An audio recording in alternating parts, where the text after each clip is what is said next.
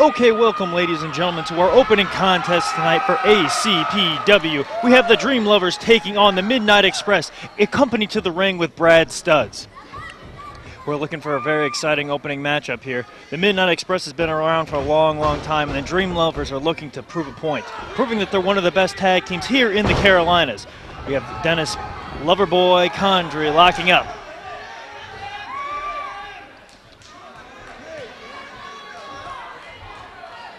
Complaining a little bit about his hair being pulled. Bobby gives him a little bit comforting in the corner. These Dream Lovers are so new, I'm not quite sure of their names right now. The ring announcer wasn't able to give it to me before bell time right now, but right now we've got a really exciting contest about ready to start up. But Dennis is trying to slow it down because he may be part of the Midnight Express, but he isn't all about action.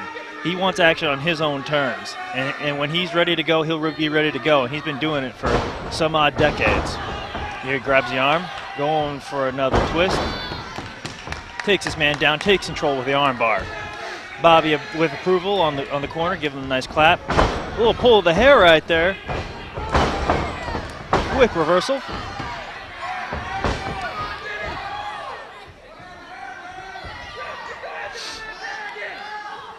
Dennis going for the hair. This time the referee caught it. Looking to grab that hair again. The referee's still in position. He really can't grab it in front of the ref. He could head for a disqualification. Bounce off the ropes. Takes a knee right to the gut.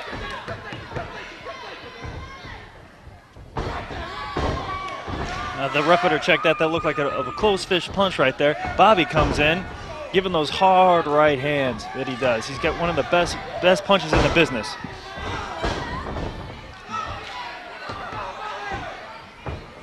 These Dream Lovers seem to be quite impressive.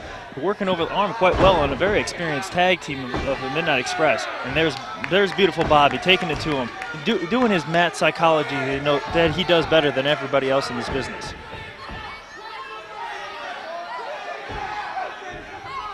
And see, once again, you see the genius of the Midnight Express. Understanding they don't move quite as well as their younger opponents nowadays. Relying on their mat skills and their intelligence and their great teamwork. Now, also, they do have their ace in the hole, Brad Studs, at ringside.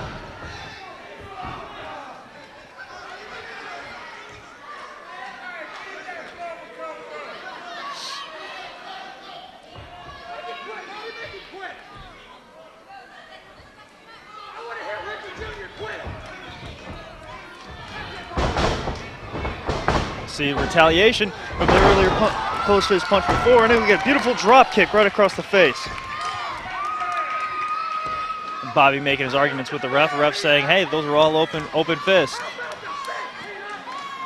Brad Studs also chiming in with his disagreements with the ref's decision, saying that those punches were open fists. We got a tag coming in with the Dream Lovers. Nice athletic hop over the top rope there. Doing some sort of tribal dance, and I'm not quite sure of what he was trying to go for, but the ladies sure loved it here in Lakewood.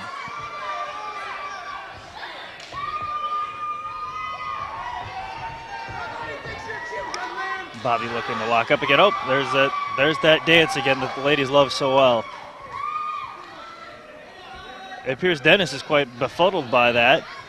Looks like Bobby and Dennis are going to have a little powwow about that situation, figure out how to counteract.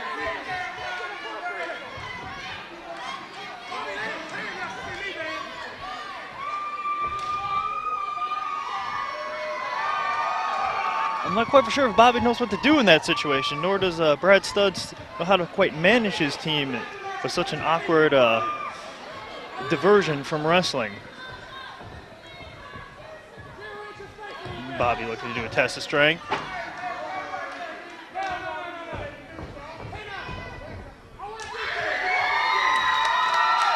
Once again, looking for the approval from the fans, these Dream Lovers. Can't quite explain what they're doing, but heck, the ladies sure love it. But isn't that the way it always goes, gentlemen?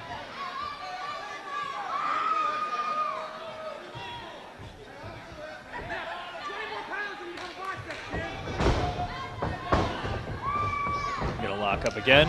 Nice arm drag.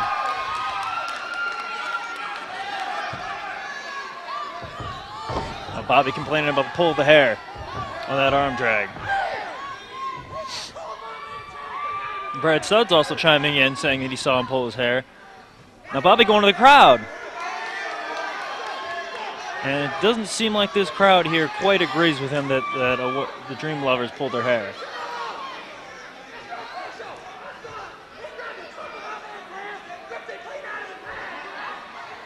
Brad Studd's being very, very vocal about the situation. And now the crowd is returning, being very, very vocal with Brad Studd's, explaining their disapproval with his opinion.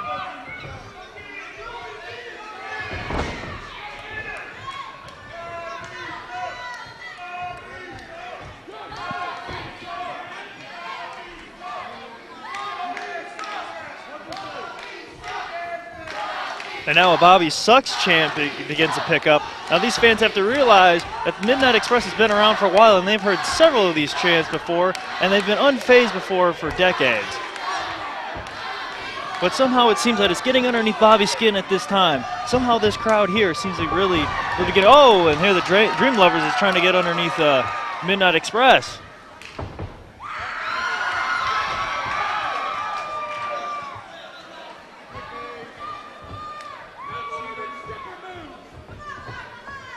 Going for a little head. We've got a top wrist lock now.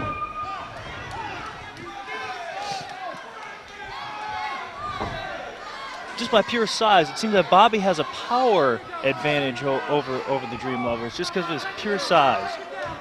But also you have to keep in mind that he's a true ring veteran.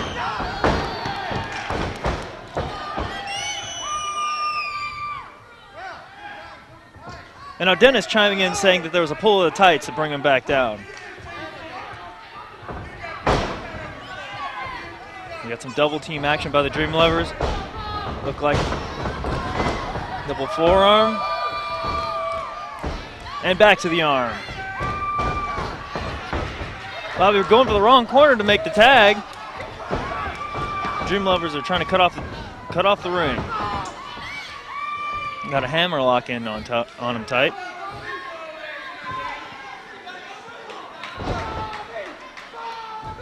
Brad Studd's trying to get this crowd behind the Midnight Express to no avail.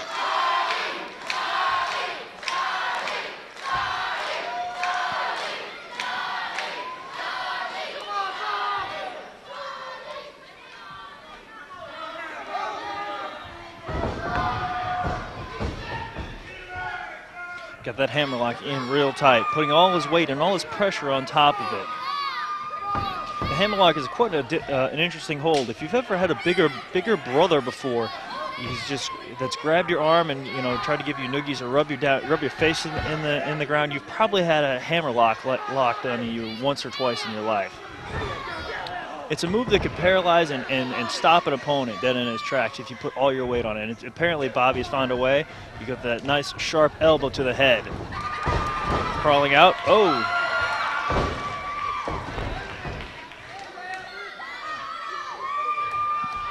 Loverboy also now saying that one of the Dream Lovers was using a closed fist again. Referee gives the warning.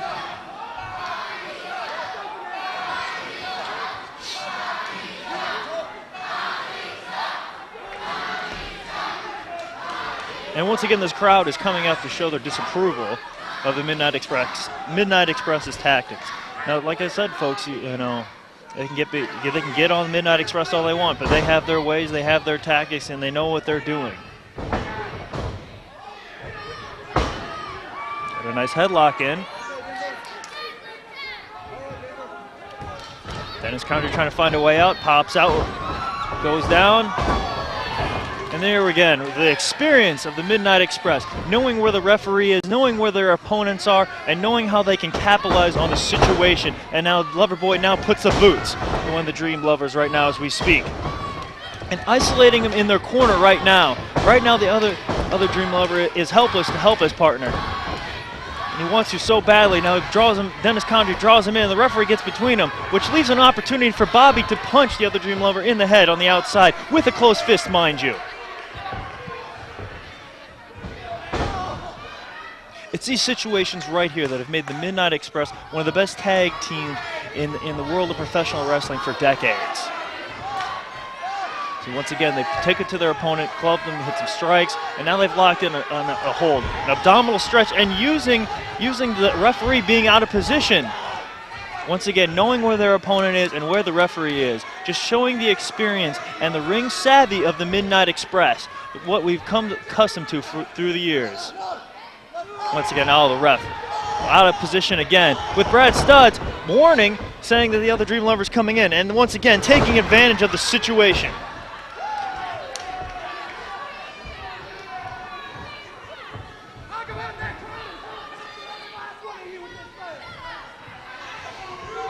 Beautiful Bobby in the corner. Looks appear to be a choke, but as me and the ref are obviously out of position to see quite exactly where his hands are around his throat.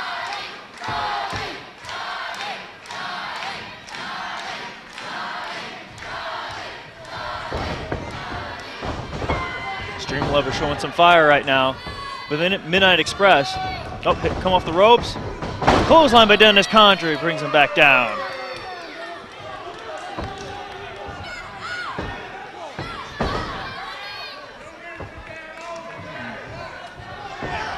With a finger rake to the back. Dennis Condrey setting him up for something. Oh no, it's just a blatant choke. Trying to punch him off, trying to fight back, trying to fire up. Crawls out, hits Beautiful Bobby. Once again, Dennis Condrey slams him down hard to the mat.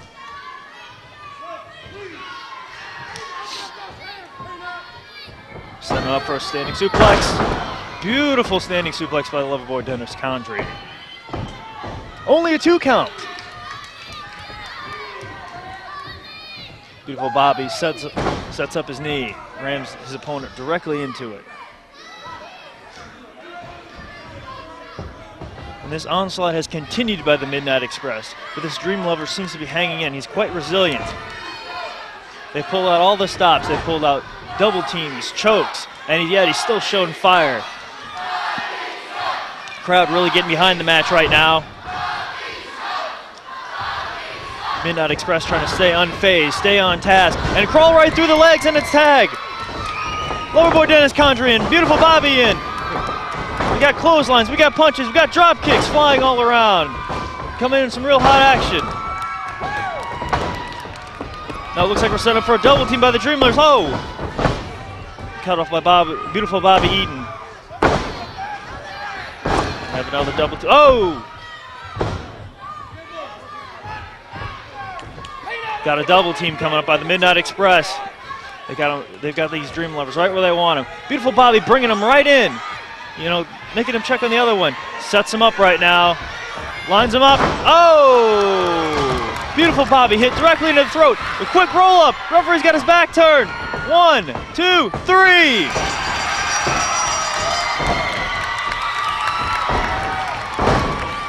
Oh, and we got some overtime here. The Midnight Express having none of this.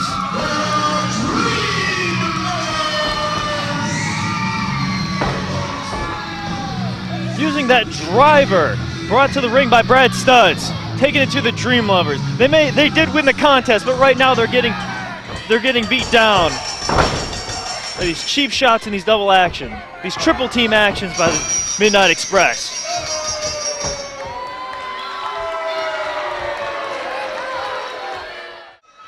Hangtime versus Mr. Hughes.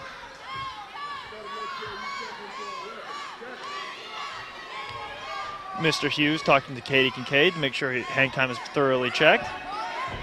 Hopefully the same is done for Mr. Hughes. Some of his tactics are unfavorable in the wrestling world, and many people know that.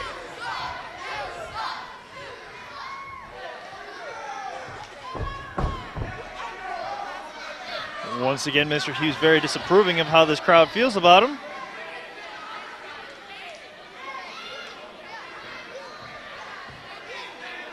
Hangtime's just looking to get this wrestling match going. He came here to wrestle Mr. Hughes, Total Protection, the Big Cat, or however you would like to refer to him as. I'm sure this crowd here in Lakewood has some interesting ideas what they'd like to call the Big Cat, that's for sure. And I think they've called him most of those things in the last 30 seconds. Mr. Hughes making sure he's properly stretched for the event. I really wish he would have done that in the back because these paying fans are really looking to see some wrestling. Get ready to get started. Oh, we're going for a lockup, and we have our lockup. Mr. Hughes backs Hangtime back into a corner. Goes for an arm drag.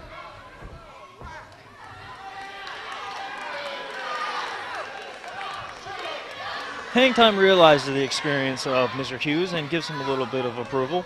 I'm sure the fans aren't that quick to give him any sort of approval at this moment in time. With a lock up, going to a hammer lock. Hangtime quickly reverses. Mr. Hughes going directly to the ropes, looking for an out quickly.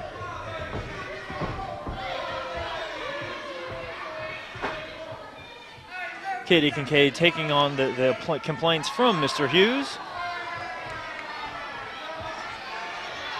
Quite an interesting attire for Mr. Hughes, wearing slacks with suspenders, and he hasn't taken the glasses off since he's gotten to the arena, and as we all know, it's daylight savings time here, and it's been dark for quite a few hours. Hangtime in the black trunks, black boots, black knee pads. Right now in a headlock right now, being worked very properly by a true professional in Mr. Hughes. Goes for the send-off, gets him off. Big shoulder tackle.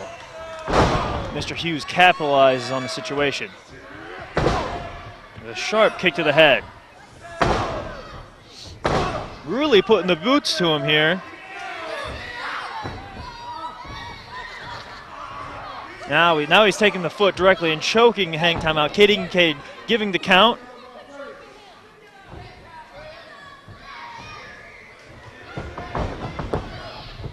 Mr. Hughes tossing Hangtime down to the floor. Look, it seems that we can't keep the wrestling action in the ring, folks.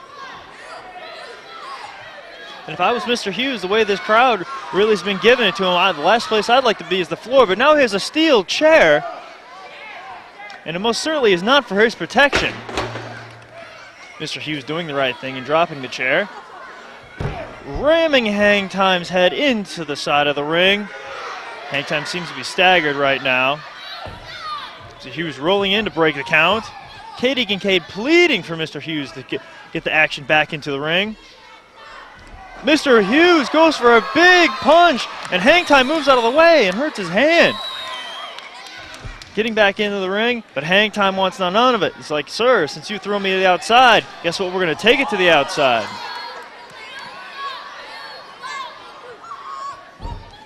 As he rolls him back in, Hangtime makes his way back up. Mr. Hughes begs off, realizing the errors of his ways.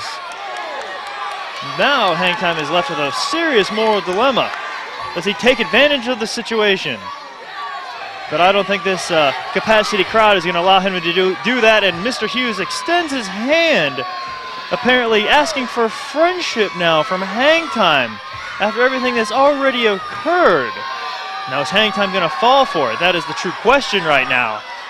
I'm sure that this sellout crowd now has got their own opinions on what Hangtime should do, but Hangtime seems confused. Oh! Letting his guard down for momentarily, showing the inexperience of Hangtime and the veteran, Mr. Hughes, taking advantage. Oh, with a very sharp fist. Katie Kincaid warning him about the closed fist.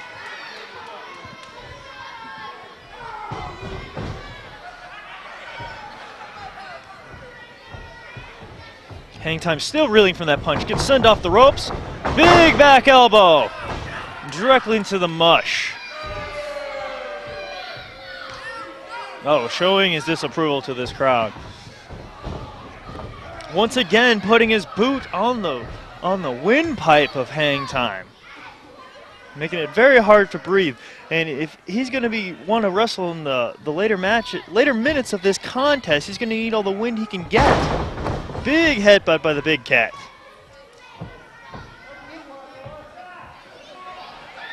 Hangtime is just reeling ever since that punch that came after the eye poke. Oh, quick reversal. Going for a big hip toss. Quick pin. 1, 2. Oh, barely a 2 count. Head to the outside. The big cat, very smart, realizing where he was and needs to take a timeout right now.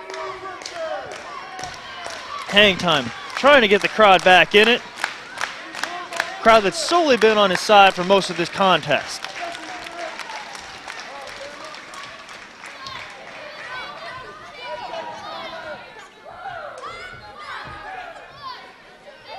Mr. Hughes taking his time, rightfully so. Once again, this is as close as you can get to a timeout in professional wrestling.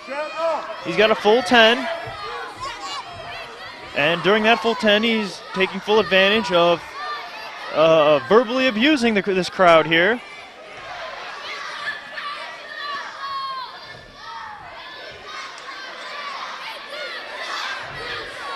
And it seems like they're returning the favor here at Lakewood High School.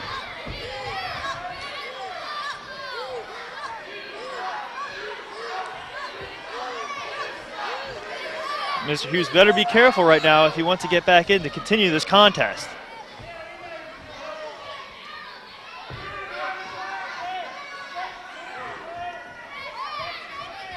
Once again, Mr. Hughes extending the hand of quote-unquote friendship. Now the true question is, will Hangtime fall for the same question again? As you can hear, oh! Once again, low blow in front of the referee. Katie Kincaid asking Mr. Hughes, was that a low blow? And of course, he's saying that no, that was a lower abdomen shot. I would happen to disagree. Working over that, once again, lower abdomen region, as Mr. Hughes would like to call it. Hangtime doubled over on himself, finding it hard to breathe. Asking Hangtime to get back up. What does Mr. Hughes have in store? Oh, he's got a sharp boot to the face.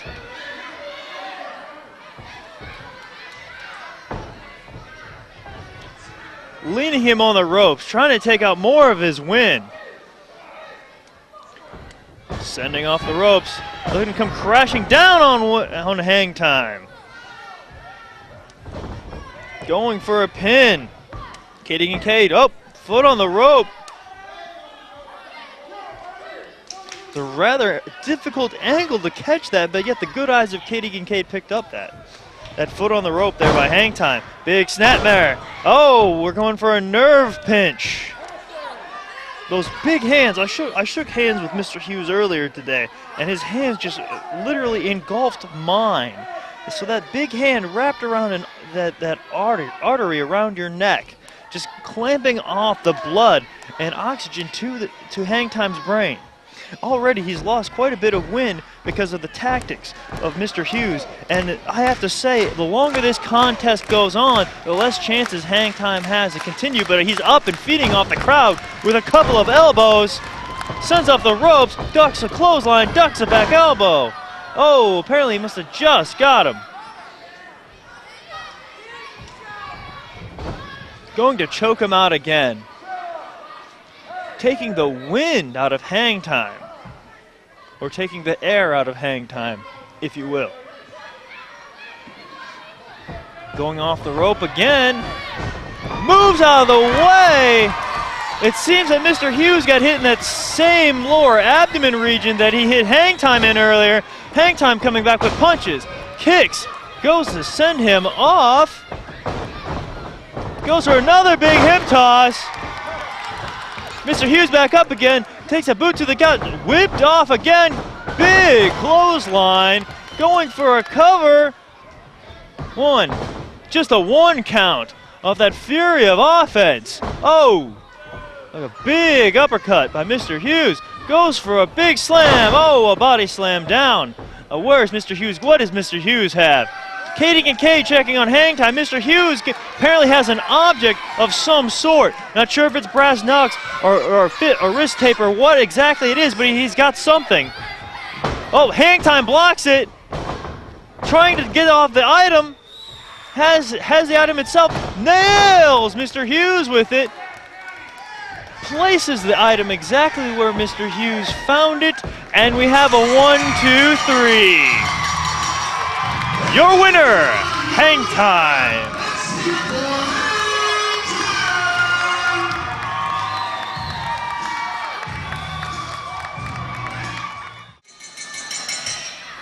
Okay, ladies and gentlemen, we have a 7-man ladder match for the Adrenaline title.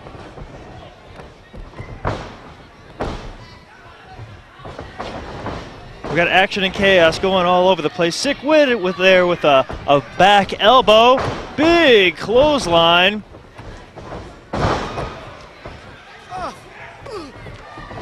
There's action too much to call right now, ladies and gentlemen.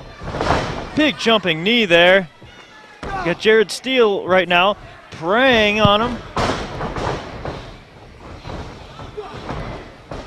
Got men all over the place right now. Got fists flying, kicks flying, in and out of the ring. Hopefully we can get them all in the ring, but I don't know how safe that would be for the wrestlers. But it'd definitely be safer for the spectators here tonight in Lakewood.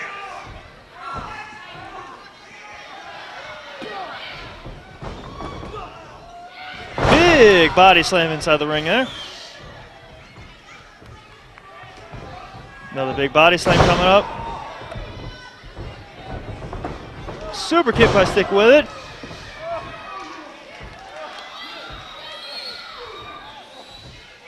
This match has started with a flurry of offense, yet we haven't not seen the ladder come into play just quite yet. That'll be the true question, and I'm sure it will be a turning point in this match right now. One of the difficulties of this match is you don't know what direction you're going to get hit. I can't imagine these men could do any sort of training or preparing for it, other than just maybe a bar fight.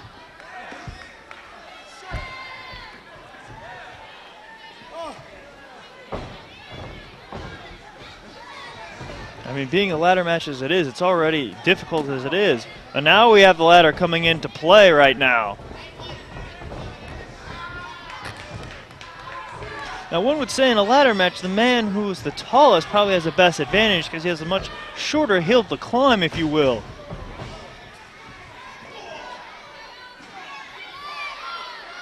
But I think in this one, I think height has nothing to do with it. I think it comes more to stamina, and Jay Steele coming off the top there.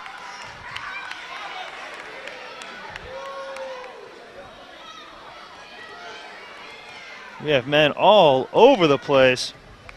Once again, folks, I apologize. This action is too fast and too furious for me to call. I can merely do nothing but stand by and try and call the mayhem the best I can. Big Irish whip coming off. Big variation of a sidewalk slam there. I do believe we have another ladder that just came into play. I can't tell if that ladder is taller or about the same size as the other ladder that's being now set up in the ring. It's the first time we've seen the ladder set up.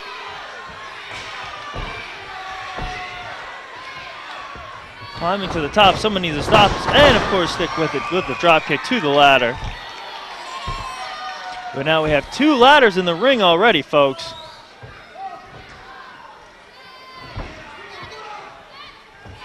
Stick with it, obviously climbing to the top. Pushed off the ladder. I think the other ladder they have in the ring is considerably taller, and I'm sure the man that sets that up definitely would have an advantage.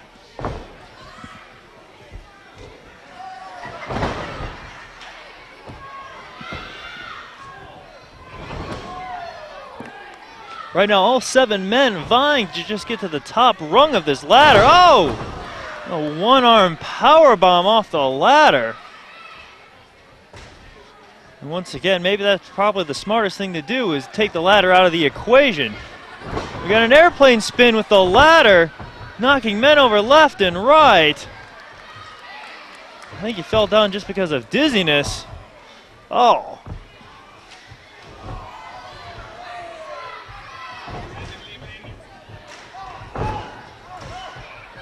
the ladder match. You have to decapacitate your opponent in order for you to make the climb. Now, it's different than a one-on-one match in the fact that you have to decapacitate. You have to take out of action, apologize folks, take out of action 6 men instead of 1. Oh, a big spine buster off the ladder. Chops in the corner.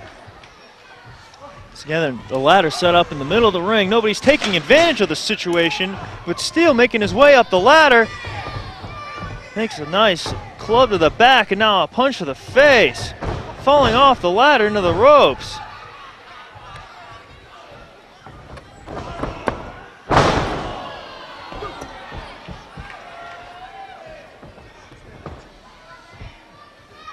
Contest has only been going for 5 minutes, but I'm sure these men feel like they've been in a bar fight for the last 8 hours.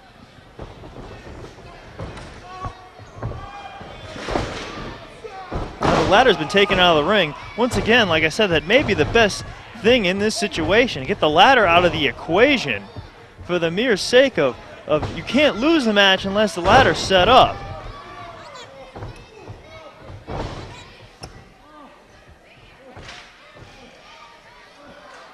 And yes, this ladder is much taller than the other. So it's much more effort to climb up, but yet it'll be a lot easier. But also there's a disadvantage much further to fall.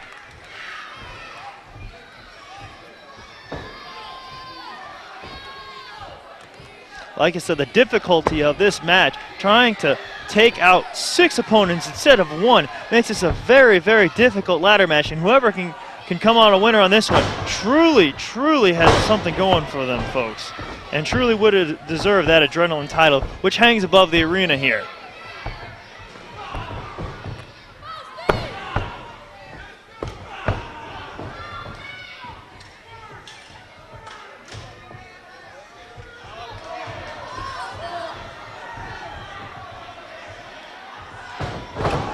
Oh, baseball slide into the lower abdomen area, which was defined in the last match.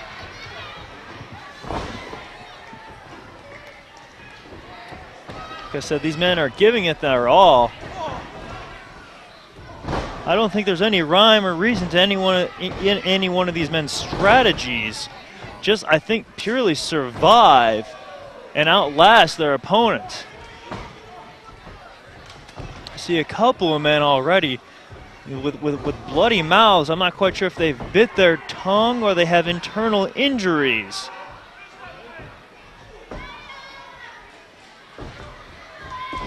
Seems like they've been using the ladder more now as a weapon, or it's been used as a weapon against them more than it's been used to go after the adrenaline title that hangs high above this the Lakewood Leper High School gym.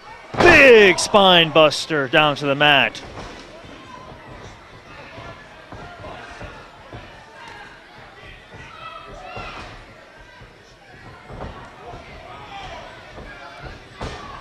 Stick with it, setting up for something, not quite what. Whatever it can be, I'm sure it will not be well for his body or his opponent. Oh, big splash, but nobody home. I would say there's no water in the pool, but there was a ladder in the pool, that's for sure.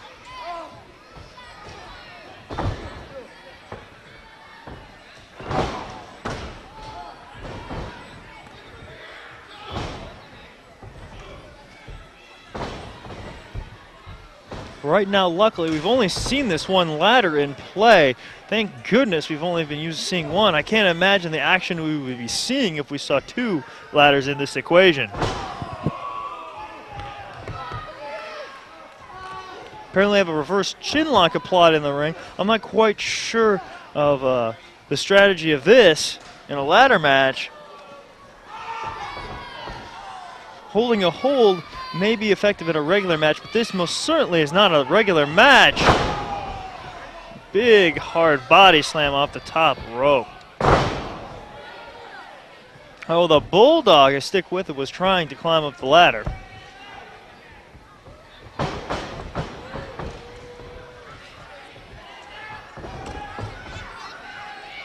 Like I said, folks, I've seen nothing but bodies fly around for most of this contest.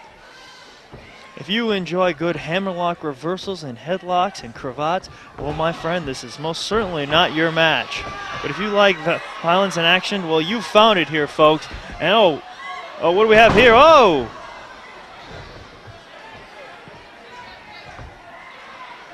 It's just been a melee of bodies flying around, and the ladder certainly does not help matters at all. Once again, like I said, folks, people are starting to realize the potential of this ladder. Not only can you win the match with it, but you can hurt your opponents with it right there with a leg drop off the second rope.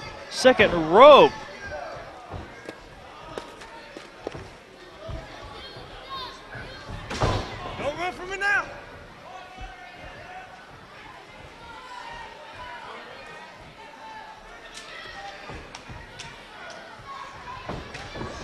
Catch of the ladder, drop kick.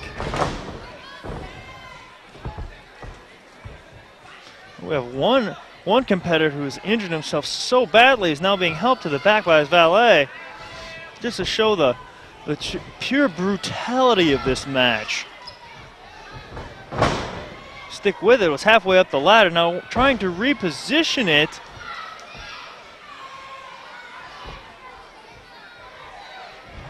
Taking his time, though, may have been costly.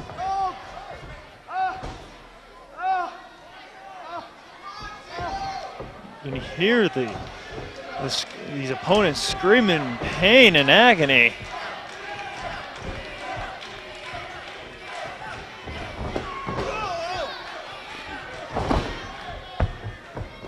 One opponent perched on the top rope. I'm not quite sure what he's waiting for.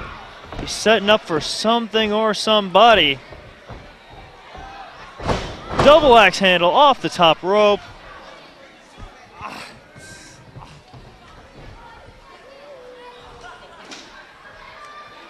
Several of the opponents trying to make their way up to their feet. But once again, the ladder taken out of the equation and used as a weapon. Oh! Big slam down to the mat. Right now, I'd have to say, for those of you keeping score at home, we have no opponents on their feet right now. Oh, take correction. We do have a Mr. Steele that's on his feet right now. He may be, if you were to say if there was one person leading the contest, it'd be him. So now he's making the big climb up the ladder. He's got his hands on the belt as we speak right now. So it's twirling. Stick with it. The big drop kick. Ladder comes back down on him, but he catches it. Ready to make that climb up the ladder. Looks like it's all his unless somebody can cut him off. He's got a hold of it. He's got the belt off, trying to yank it off. He's got a hold of it. It's unstrapped, but it's not off the rope yet. And he's got it off, and Stick With It is your winner, ladies and gentlemen.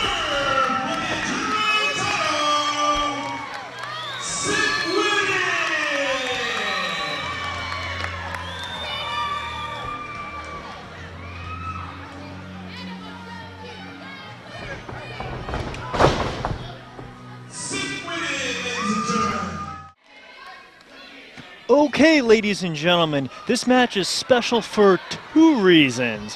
One, it is a very special ladies match here at ACPW, but also it is a women's title match for ACPW, which will crown the first ever ACPW women's champion, and it is against Krissy Vayne and Amber O'Neal. Now, both these ladies are very beautiful and attractive, but they're quite different in personalities. I tried getting a hold of Amber O'Neal just for a quick pre-match interview, and she kind of blew me off and gave me a little bit of attitude earlier. While Krissy Vayne has been busy taking 8x10s and smiling and taking pictures with kids and family members of the children and stuff like that. She's been signing autographs ever since she's gotten into the building, where Amber O'Neal's been kind of cold and off-putting to her fans and stuff like that. And as you see here, she's taking her time, playing some games with Krissy Vayne right now, taking her time getting in the ring. It seems like she's a very no-nonsense person. She wants things done on her terms, which way most women are, I guess. But I'm not quite the expert on women as it is, and I'm sure these women are quite big puzzles themselves.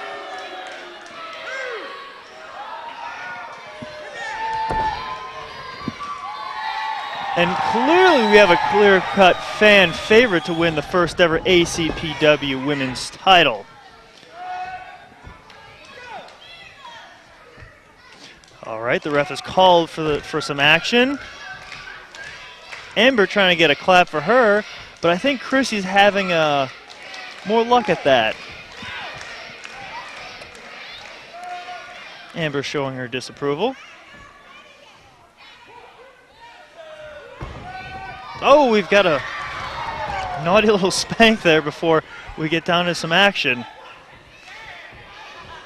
Very playful on Krissy Vayne's part. This is a women's title match, but she seems to be enjoying herself and enjoying her work. Where Amber O'Neal, like I said, is very, very cold and very serious about what she does. Ooh, very serious. Not afraid to take shortcuts either with a quick pull to the hair. Referee warns her, but she's having none of it, not listening to a single word that this man has to say. Once again, very similar to most women I've met in my life. But that's another DVD, folks. Once again, the crowd comes up for Krissy Vayne. And once again, Amber O'Neal showing her disapproval. Got another good lockup, and Krissy Vayne returns the favor.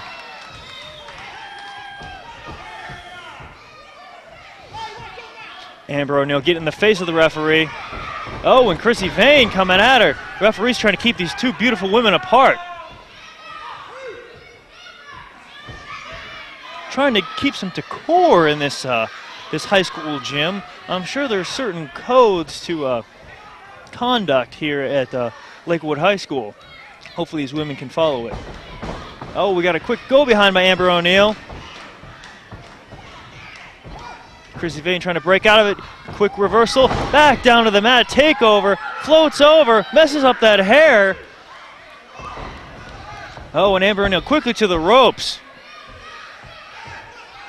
Like I said earlier, when I was trying to get a hold of Amber O'Neal for a quick pre-match interview, she was doing her hair and she was having none of it and taking a lot of time. So Krissy Vayne roughing up her hair like that, or ruffling her feathers, if you will, really is getting underneath the skin of Amber O'Neal.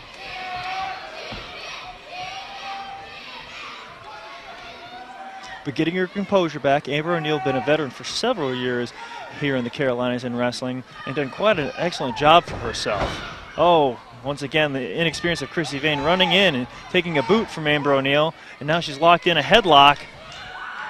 Coming out with a belly-to-back suplex. Amber O'Neal quickly to the floor.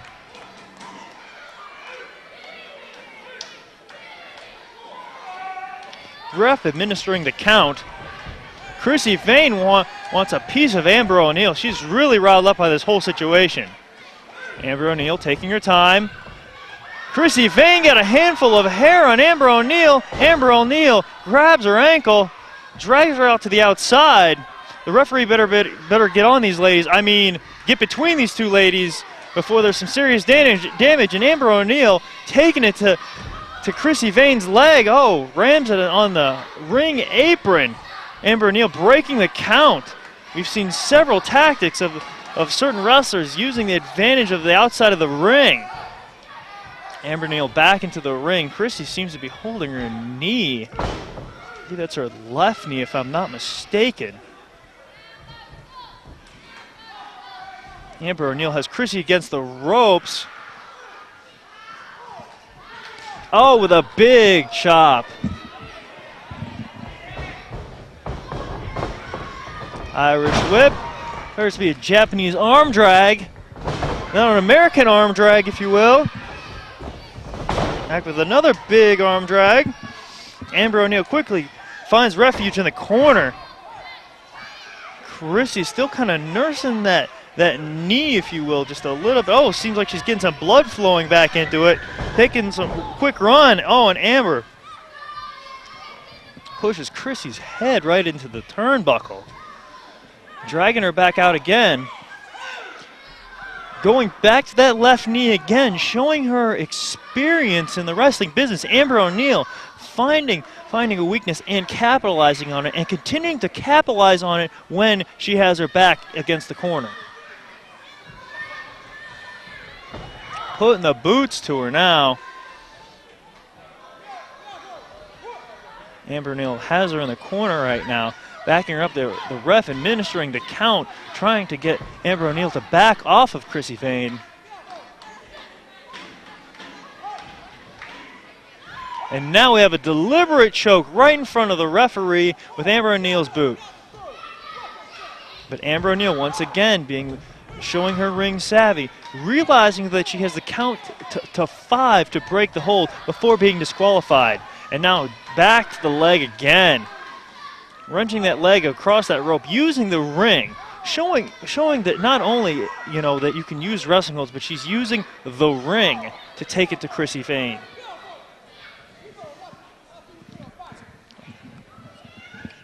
Right now being joined by my fellow colleague and commentator and Brad Studs. Brad, welcome to this interesting contest. Always good to have me here. I know your pleasure, I'm sure. Oh, of course. How great is this referee, seriously? Oh, tell me about it. Oh my God. He's getting in all this action right now.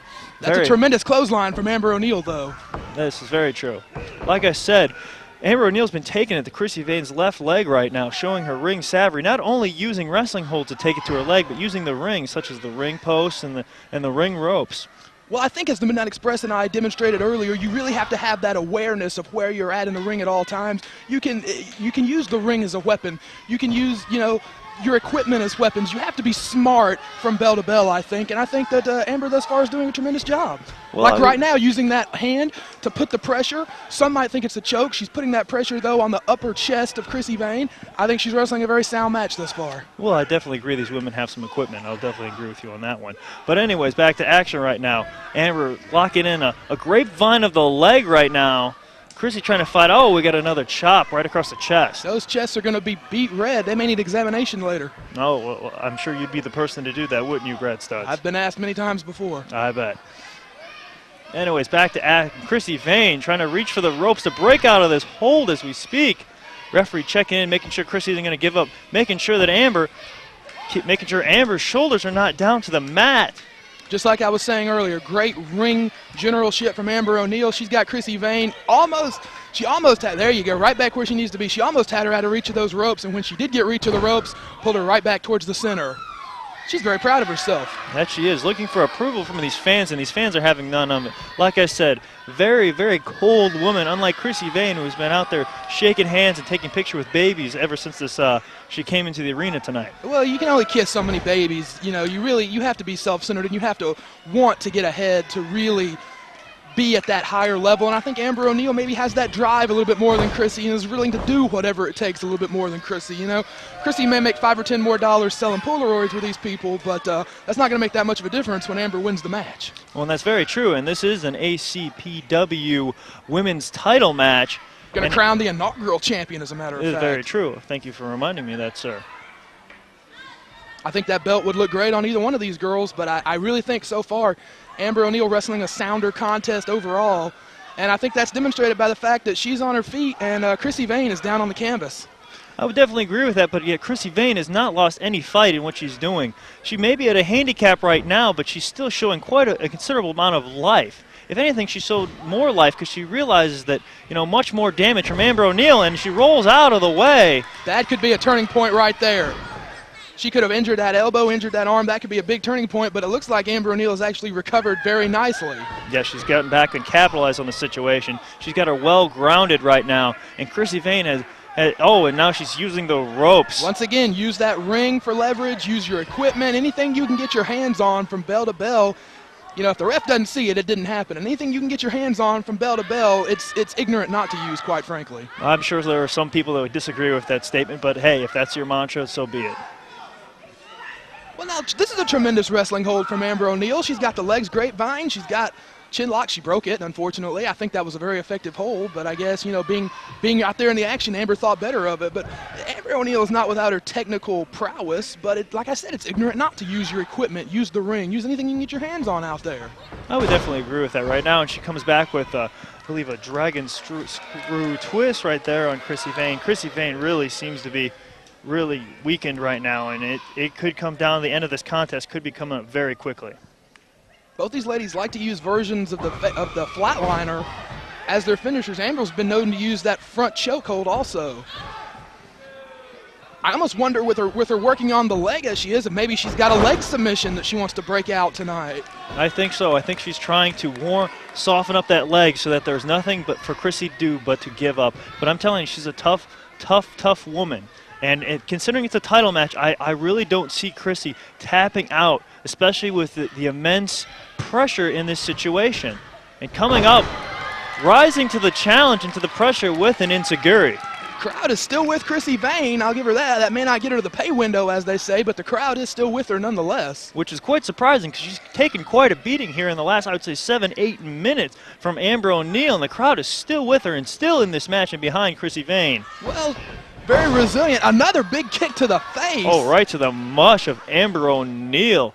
I think she may need to be consulting a plastic surgeon the next day. Looked like a necklace or a bracelet or something that went flying on that kick. Well, hopefully it wasn't Amber O'Neal's nose, because she sure got him right directly in the face. That's a literal facelift. That's very true. Krissy trying to get these people behind her. Don't know how sound that is. I think she needs to get up and take the fight to Amber O'Neal and worry about how big a pop she's going to get later. Oh, big forearm by Krissy Vaine. Rocks Amber O'Neal, sends her back. Big Irish whip, setting off what she going to do. Back elbow. Amber O'Neal is losing equipment right and left every time. Krissy Vaine is really bringing the heat on those shots to Amber O'Neal. But she's done everything but knock her out of her boots. It's still favoring that leg considerably, but with a big slam, comes up with it. Grab of the leg. She hesitated on that slam. I don't think Krissy had the confidence that her leg was going to hold that. Thankfully it did, but I don't think she had a tremendous amount of confidence that the leg was going to hold that slam. Going for a spinning toe hold or a figure four of some sort. Oh, back down on the leg is Amber O'Neal. Amber is tenacious in that ring. That she is. She realizes the gravity of the situation, and now she's locking in the figure four. That's a heartless woman if she's going to put the figure four on that injured leg. Oh, trust me, I tried talking to her, and she seemed pretty heartless. She seemed perfectly nice to me. Surprisingly. Once again, using the rope, showing how heartless she really is, Brad Stubbs. I think that's showing intelligence. Use your equipment, use the ring, use the referee's ignorance, use anything that you can to get ahead. And once again, ref, once again, oblivious to what's going on. Amber is taking advantage of the fact that I think this referee has not been around too long. He doesn't really seem to own the ring and be comfortable in the ring yet, and I think Amber can sense this and is really taking advantage of it. And like I said earlier with your contest with the Midnight Express, knowing where your opponent is and knowing where your referee is sometimes is a big part. Oh, now he caught her. That's absolutely vital. When I'm out there, I spend just as much time watching where the referee is as watching where my men are and where our opponents are. It is crucial to know what's happening in every square inch of that ring at any given moment. Well, apparently Amber O'Neal not doing the same right now, not realizing that her opponent is right behind her, and Krissy Vaine is prying on her, looking for a quick roll-up. That's a mistake. Referee knocked out, though. We had an O'Connor roll-up, and we have a count of 10 right now, and the crowd knows it, knowing that they should have a first-ever women's champion. Krissy Vaine favoring that leg, looking for the ref. Amber made contact with that ref. I think maybe deliberately. Amber now looks like she's got a piece of that equipment that came off previously. Looks like a bracelet maybe wrapped around that hand. Oh, right to the face of Krissy Vaine. She just cold-cocked her with it, and now going to help the referee up. Once again, use the ref to your advantage. She needs to get that leg out from under the ropes. 2. Amber O'Neal has won it.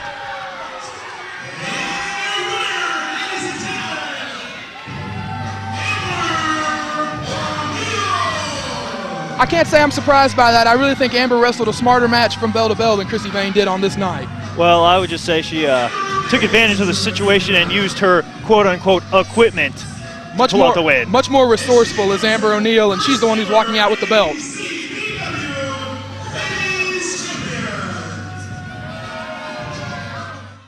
Well, I think she'll call it straight down the middle, though. I mean, obviously these fans will know.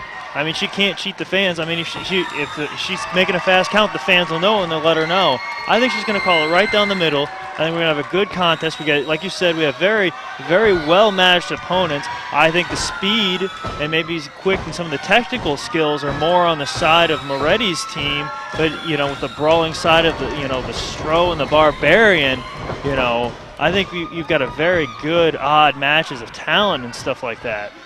ACPW, the office, are really behind Drake Diamond and Josh Hunter, the Diamond Hunters. Drake Diamond looks like in the white is going to start it off against Sean Cruz. There's the bell to kick things off. ACPW officials, like I said, are really behind the Diamond Hunters. They're really behind these two exciting young wrestlers. Sean Cruz takes him down with a side headlock. Nice head scissors, pops right out. Cruz down again, taken down by a drop toe hold, takes an elbow to the back. Drake Diamond and Josh Hunter, I think both, if I'm not mistaken, I don't want to slide them, I think both are in their rookie year. But the officials, everybody in ACPW really liking what these guys have brought to the table so far. Little bit of fish out of water, feeling each other out here. Like I said, teams evenly matched. Two big old school brawlers against two on both sides against two younger, little more fast-moving acrobatic wrestlers on both sides. So it should be very interesting. Cruz now with the head shot off. There's the teamwork of the Diamond Hunters as Drake Diamond makes a blind tag to Josh Hunter, and he catches Cruz with a drop kick. And I think that'll kind of tell the toll here is the tag teams working as tag teams. Now, all 8 men I'm sure don't tag on a regular basis, but when the tag teams in this match work together, I think you're going to see some interesting matchups and some interesting offense come out of this 8-man tag. Diamond Hunters are in their first year in the business, but East Coast Bodily Harm are not. King and Reno been running all the way up and down the East Coast for a couple of years now, and brother, those boys are bad. Yes, they are. They've got those big really goatees, and they look like these guys you'd find in a bar somewhere. Working class. They're here because they don't want to be home with their wives. Yes, I most certainly don't see them going to their job in business suits and driving Volvos. I'll say that much. Absolutely not. James Reno spends about 6 days out of the week driving a truck up and down the East Coast, and he can't wait to take out all that aggression on Saturday night on somebody's head. Maretti looked like he was trying to throw one of those suplexes, but Josh Hunter, like I said, crafty, even though he's only in the business 1 year, and took him down. Quite an interesting reversal. Looked like he was going for a tilt-a-whirl, but got reversed into another tilt-a-whirl. And now we have the Stro coming in. I got to admit, I think that was a great move from Hunter. Tried something, he didn't get all of it, so he wanted to get the more experienced partner in the ring. And you want to talk about somebody that's been everywhere and done it all, you're not going to find two more in this locker room than Barbarian and Stro, except maybe from my Midnight Express. That's very true. I'll give you that one. Stro starting to pepper in the corner, working over Maretti with big chops. We got oh, God, that boot of the Barbarian is no joke. That is for sure. That big boot has hit the biggest in the business. Maretti did not want to be in there with Barb. The team captain tags out to Cruz. I'm sure Cruz doesn't want to be in there now either. Cruz is reaching for that tag, and King and Reno are not particularly interested either. Well, somebody's got to help him out. He's a third of his size. Well, by the time this match is over, he may be about a sixth of his size. Barb may ground this boy up. Oh, but Cruz. Oh, he gave it a shot, but I think he hurt his hand. Looks like he's going to hurt his back, but that's courtesy of the Barbarian with a big gorilla press slam. Good God. Cruz was so high in the air, he should have got a bag of peanuts. Reno, very smart, crafty from East Coast Bodily Harm. Reno came up from behind, tried to take that knee out from the Barbarian. And Reno can hit and slug it out with the best of them. I'm not sure how well he'll fare slugging it off with Barbarian, though. And that's why he went straight for the eyes, trying to find a weakness, and went straight for the eyes. Not one of my favorite tactics, but yet effective. If it's effective, it was effective. Bottom line, oh, clubbing blows. Speaking of effective, so was that double clothesline. I am very confident that I manage one of the best tag teams in wrestling. I'm very confident that I manage one of the best singles wrestlers in wrestling in Cory Edsell, but even I'm not stupid enough to disrespect the Barbarian. That is very I will very take true. Nothing away from that man. If he ever put his hands on me, my mother would tie him up in litigation for 20 or 30 years, though. I don't think you'd see the Barbarian come to court. I don't think he has a tie or a suit that quite matches that haircut. He would eat the bench. Yeah, that gavel. He'd pick his teeth with the gavel. Yeah, probably would. That's a toothpick to him. Stro looking for a competitor, looking for someone to join him in the ring. Stro loves to wrestle, Barbarian loves to fight, and the Diamond Hunters just want to get in there and perfect their craft and get more ring time and more experience. The Team Maretti, East Coast, and Cruz hesitant to get in there. Now he's brought in the hard way. Man, Cruz has got that Spike Dudley syndrome. He's just not quite sure what size he actually is. Well, I think the Stro's going to give him another syndrome. Stro may give him Down syndrome. Oh, gosh.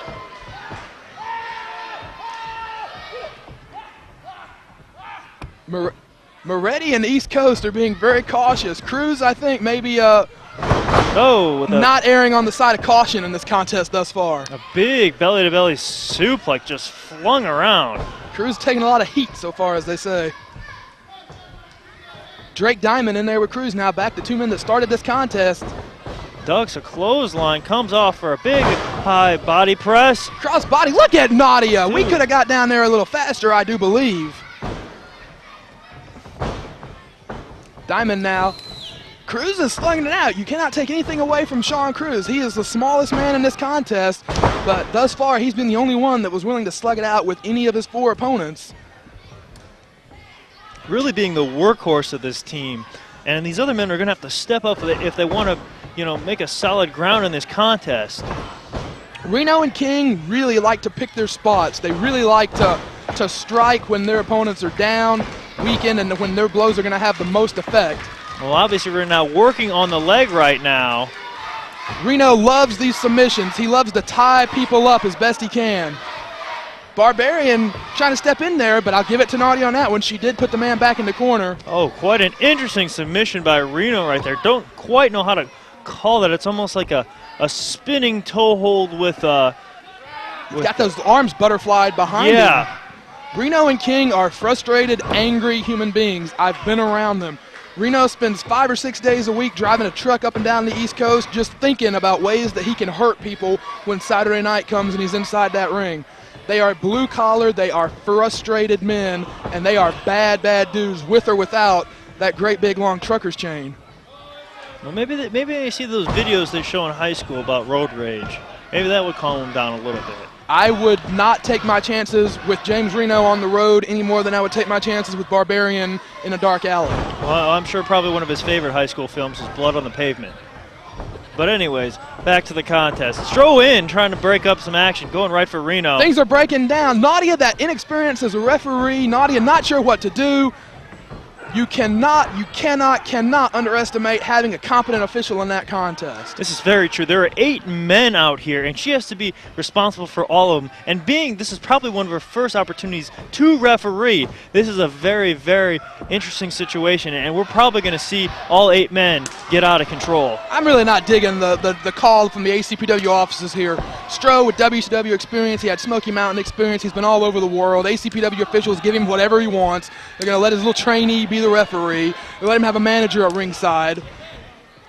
I'm just not a fan of that. Well, she has to learn somehow. This is definitely a trial by fire for her right now. I'll give her that, but she really has to be cautious on the tactics of Maretti and his team.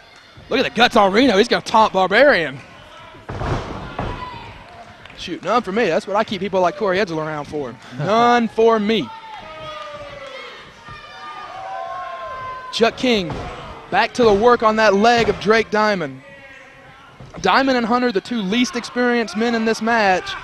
Going for a variation of the STO, but with a full Nelson. Stro trying to break it up with fingers to the eyes. It's almost the inverse, the opposite of positioning of what James Reno had locked on just a few moments ago. Yes, exactly. Tag to the shooter, Brandon Maretti. Amateur credentials, goes right to that ankle lock. Maretti is tenacious. Maretti is a pit bull from bell to bell, a member of Team E along with Tito Raines. And this is just a vicious hold. And now he's sitting down and and giving a leg lock with it. Great finding the legs. If somebody has to break it up or else he's going to break his ankle. Maretti is tenacious. He doesn't quite – I'm very pleased that my man Cory Edsell has taken Maretti and Tito Rain under his wing a little bit and formed Team E with them. He doesn't quite – big angle slam.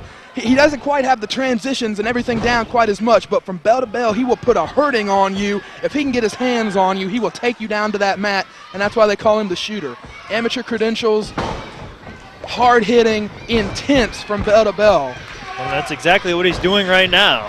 He's got cage fighter tendencies. He just goes blank and starts swinging and trying to hook whatever he can. Right now he needs to hook something right now. Diamond starting to inch his way closer to that corner. Once again, like I said, Maretti doesn't quite have that fundamental down. There you go. Good move, dragging him back into that corner. These officials all night, I think, have been atrocious. That one, oh my God. Oh. Big boot by the Barbarian to break up Maretti, working on Diamond. Now the crowd slowly trying to get behind Diamond and get him to make the tag right now. Honest John Steele trying to get these people behind his team. I think he should be focusing more on what's going on in the ring. These people are not going to win a match for you. Sean Cruz once again takes the initiative, goes in there, breaks up that tag attempt.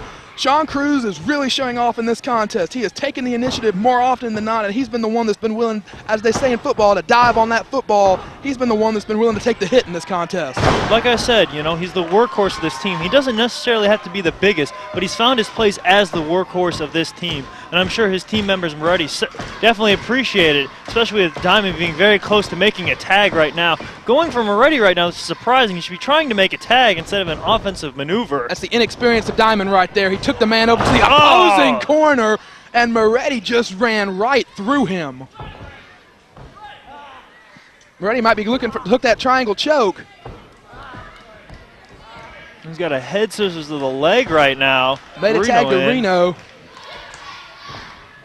Maretti and East Coast complement each other very well. Hard hitters, but like to tie people up, like to inflict pain any way they can. Diamond right there in front of his corner. Should be an easy tag for him. If Diamond doesn't make the tag being that close, he might as well go home. He makes the tag to Stro. In. Dropping a big elbow. Stro is no lightweight in there himself. Oh, big chop. Exchanging chops with Reno. Reno and the Stro are blistering one another. Oh, big European uppercut. Stro going to these people again for attention and approval. Calling for it for a lower abdomen shot. Oh, no. Yeah, lower abdomen, I'm sure.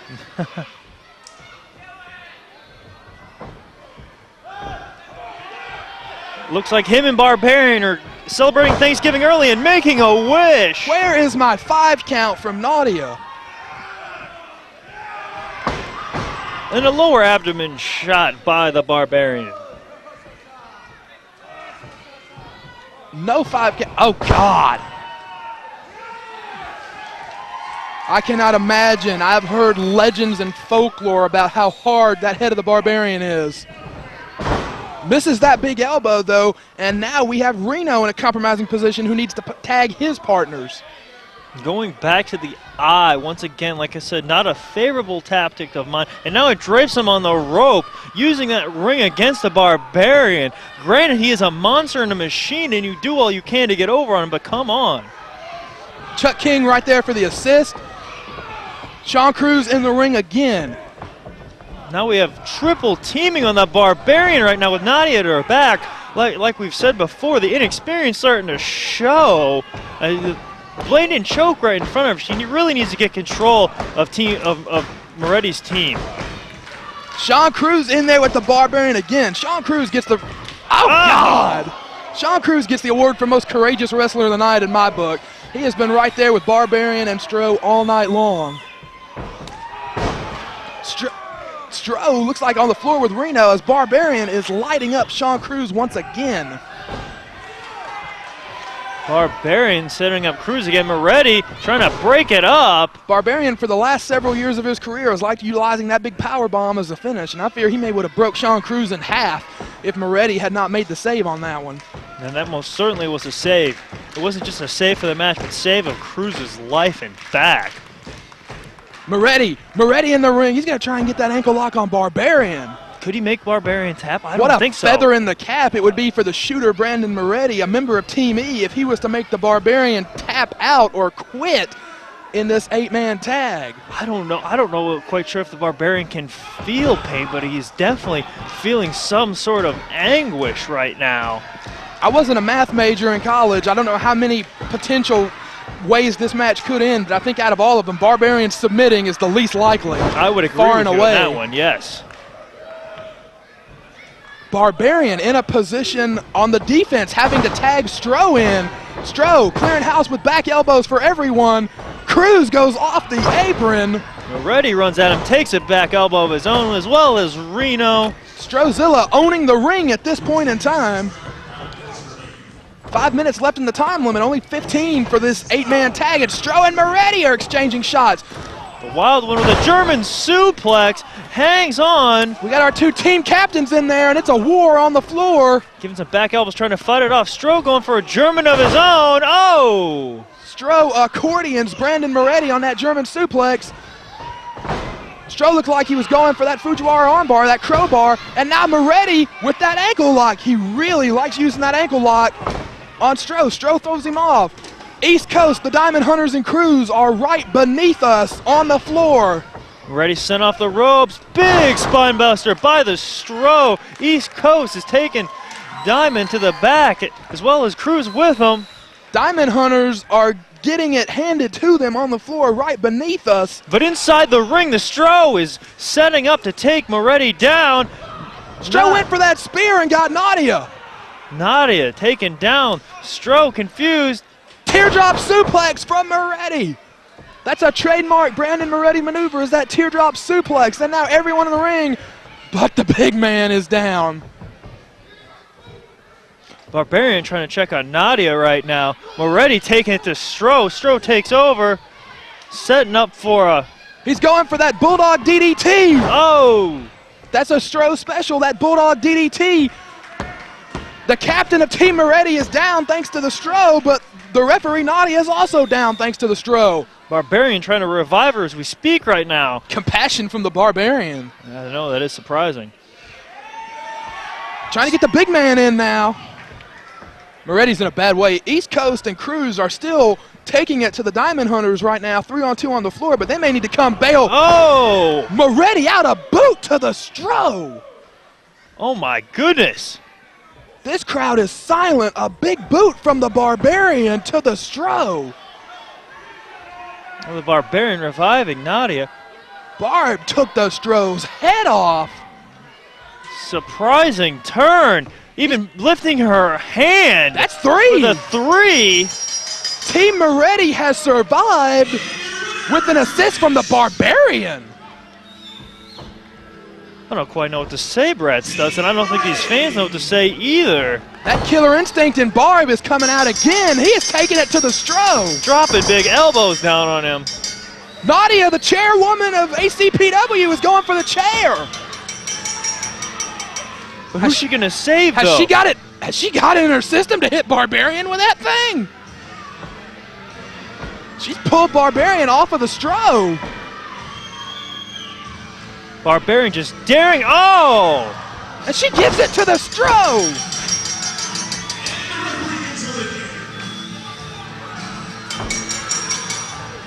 I can only venture to say that maybe there's one thing Barbarian likes more than hurting people, and maybe Nadia was the one to supply it. Barbarian and Nadia have left the Stro laying. Stro with so much compassion for Nadia when she injured her leg earlier this year. Now being set up for a big ride now by Nadia the Barbarian. Stro is down and hurt. Honest John Steele is befuddled on the floor. All right, Brad Studs, we have Kevin Matthews taking on Brad Thomas. I tell you, for what it's worth, and it ain't worth much considering the tactics that he uses, I think Brad Thomas may be one of the guys that has got the most potential upside of anybody I've seen in a number of years. He needs to get that killer instinct and that will to win. He seems tentative to grab a rope, to gouge the eyes, to go low if need be. Once he gets that attitude, I think Brad Thomas has got a bright future and may one day become as big a star in this industry as myself. Well, I don't necessarily agree with you, Brad Studs. I think his in-ring prowess and the way he handles himself in the ring is quite well. Unfortunately, right now, Kevin Matthews showing his power over Brad Thomas right now. Kevin Matthews out of Brooklyn, New York, much bigger and much stronger than Brad Thomas. No, don't take that for granted, though. Brad Thomas is very, very, very quick and very, very technically sound. I mean, he's going to find ways and do things to Kevin Matthews that he may not be able to catch up with just because of his size. I wouldn't take anything away from Matthews. Matthews is like a big panther. He's got the size, but he's got quickness, too. He can strike very quickly with the best of them. And right there is where that size advantage is going to come into play. He's got more height, he's got more weight that he can lean on Brad Thomas with. Oh, I'm not trying to take away anything away from Kevin Matthews. I just don't want anything to take away from Brad Thomas. He ran right through Brad Thomas on that one. Did the fast talker from Brooklyn, New York. Now, is he going to wear that thing on top of his head for the rest of this contest, or is he going to take it off at some point? I have a feeling he'll wear it until Brad can knock it off of him. Well, so I think he'll be wearing it for quite a while, personally. Well, then we'll hopefully we can get a pool going, see how long he has that on his head. Brad Thomas, a trainee of Ricky Morton. I mean, Ricky's been teaching Brad very, very well. Well, the Rock and Roll Express and Ricky Morton have given my men, the Midnight Express, trouble for quite a number of years, so I can't really slight them that much. I guess if you can't actually learn from the Midnight Express, I guess Ricky Morton is an okay person to learn your craft from. I thought you'd say that when I threw that in there. Thomas using that quickness. I'm betting Ricky Morton taught him that one. Definitely. Excellent drop kick over the top rope goes Kevin Matthews. Still with the do-rag on top of his head, though. Referee Padunkadunk Kincaid giving the count to him. She's nicely packaged, if nothing else. As well as these two athletes, they're very, very well put together. Brad Thomas is considerably smaller, but it looks like he spends quite a bit of time in the gym, and Kevin Matthews looks like he lives in the gym. Oh, but he drops that big elbow. Nobody home. Matthews has bulked up tremendously just in the last 6 or 7 months. Big arm drag on Kevin Matthews. Brad Thomas hanging on and applying an arm bar.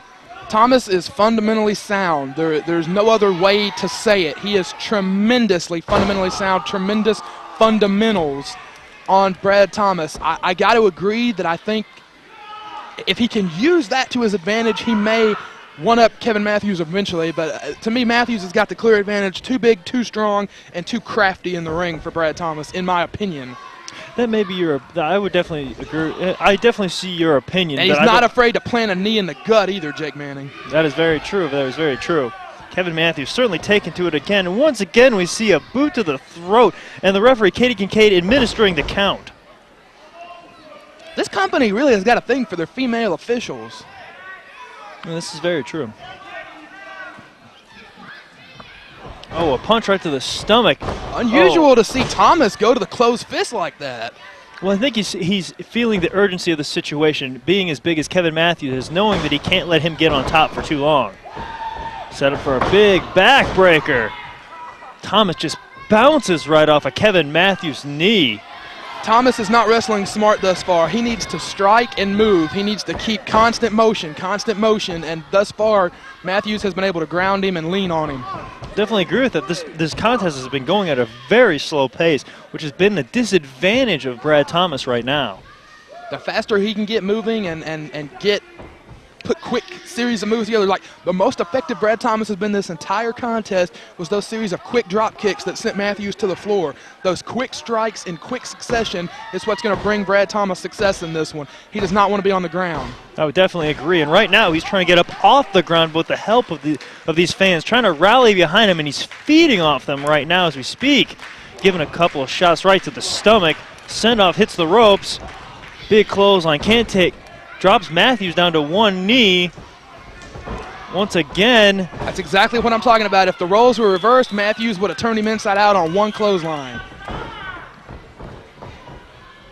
Big full Nelson suplex. Full Nelson twisted in the air and dropped Thomas very awkwardly on the top of his back between the shoulder blades. This could be it right here. Kincaid down, but a count of 2. I think Matthews was taking his time with that cover. Those clotheslines sure rocked him. I think if he would have hooked that in a little bit sooner, that full Nelson slam, he probably would have capitalized a little bit quicker on that pin, and we could have had a contest over with right there. But showing the resiliency of Thomas kicking out of that. Matthews is nothing if not cocky.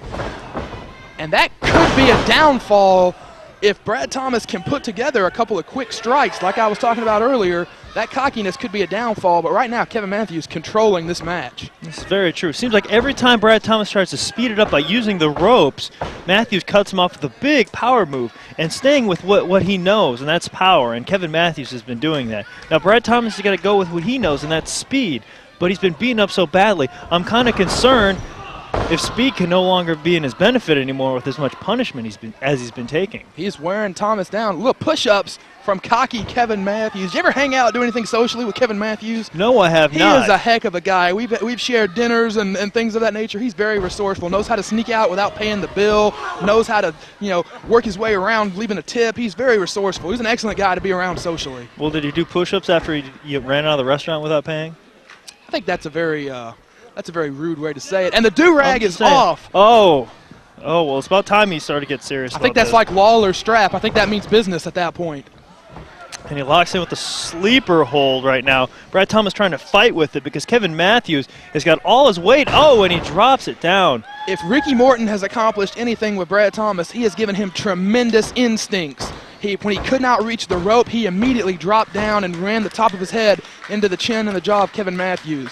Morton has really got this guy primed and ready to do some big things in this sport.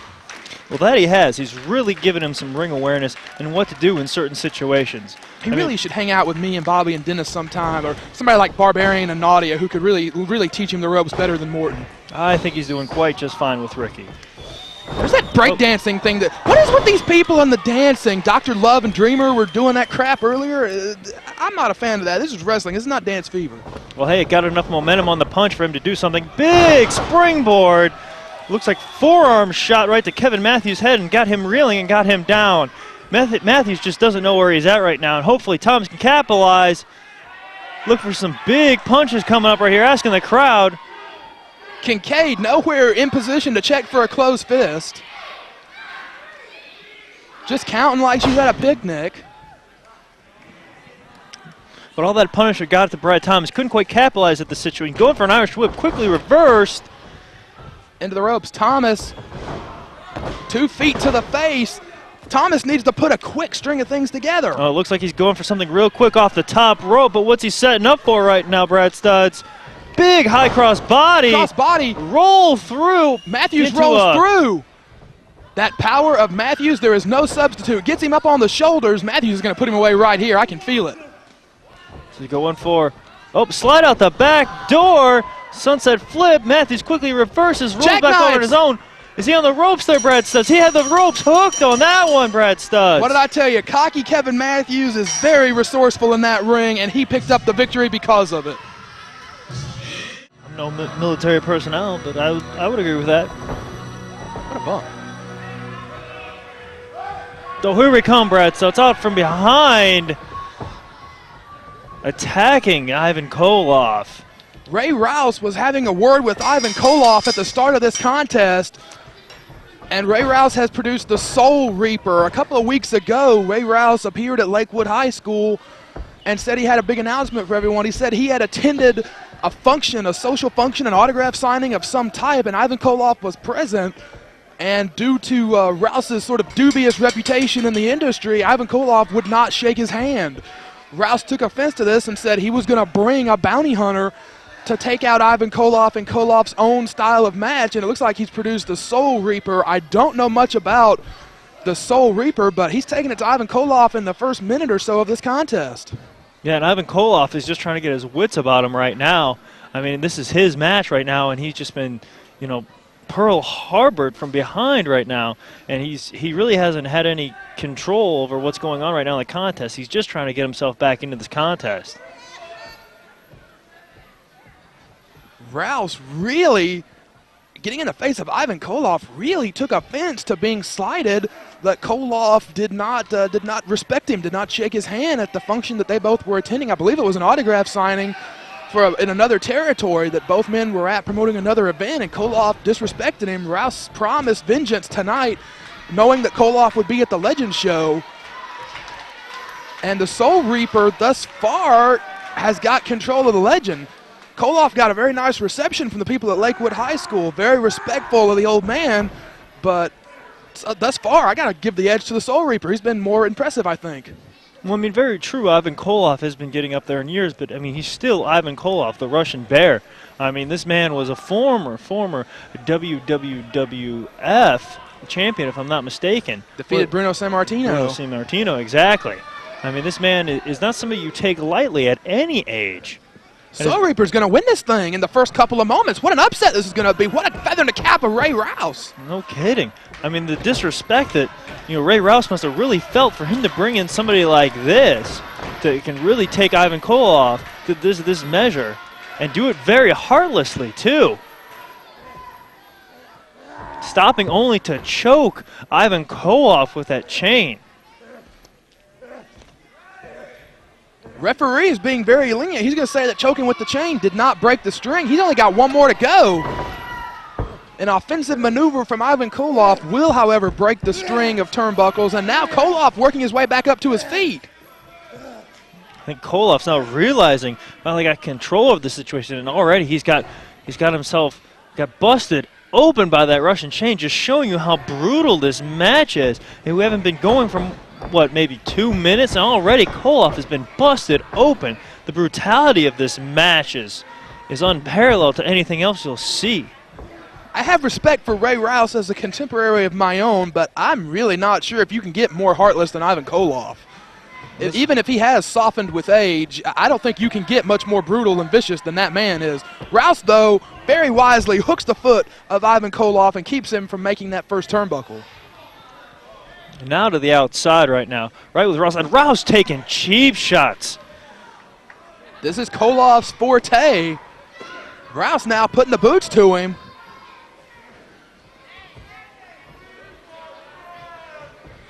Koloff really hasn't had the upper hand in this contest for very long. Rouse had a direct plan, and it seems like it's been going completely to the T the way he's wanted it. Now, involving a chair. My goodness, hitting him over the back with a steel chair.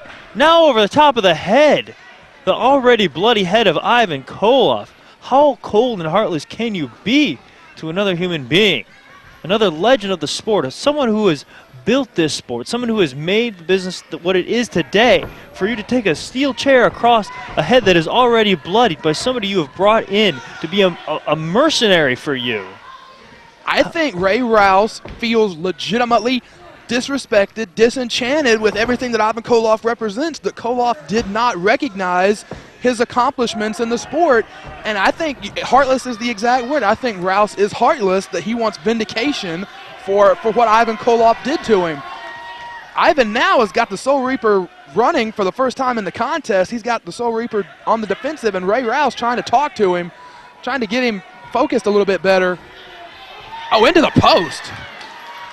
Once again, the experience of Ivan Koloff, this being his match, knowing it almost seemed like he was setting him up for that situation, to ram his head into the post. Knowing the situation and the rules, if anybody knows anything about a Russian chain match, it's definitely Ivan Koloff. Oh, I spoke briefly about how even I was not stupid enough to disrespect the Barbarian, and equally, I'm not going to take anything away from Ivan Koloff. There's very few people that have caused as much misery and havoc and carnage in professional wrestling as Ivan Koloff. But the fact of the matter is, I think he has softened with the years that have gone by. I think he's a more relaxed human being right now, and I don't think he can bring out that same level of viciousness that he used to. But he is bringing it out right now.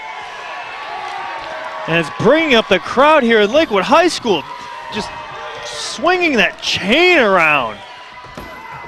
Soul Reaper on the receiving end of some big shots from that chain. Koloff now mounting some offense, and he's going for the hood. Yeah, going after the Soul Reaper, trying to find out who this man is. That's one turnbuckle. Just dragging him around the ring. Dead weight. For the man, for someone the age of Koloff to be dragging another man around with those heavy chains around his neck after already taking the beating that he's taken already. Those Russians are bad, man. Training in the snow and the elements in Siberia. Koloff is a bad man. Oh. But that will stop even the baddest of a bad man. That is very true. A low blow there by Soul Reaper, breaking the chain as it is. Reaper's very brightly attired. We don't generally see masked men wearing those bright colors. They like to keep a lower profile. This guy means business out there. That he does, and taking it right to Ivan Koloff, wrapping those hands. His knuckles already would do damage as it is, but wrapping them in chains. Koloff just trying to fight his way out of that corner. Oh! Koloff one-ups the level of violence. You ever been hit in the head with a chain, Jake? No, I can't say that I have, Brad. Me neither. I'm smarter than that, but I bet it really stings for quite a bit of time.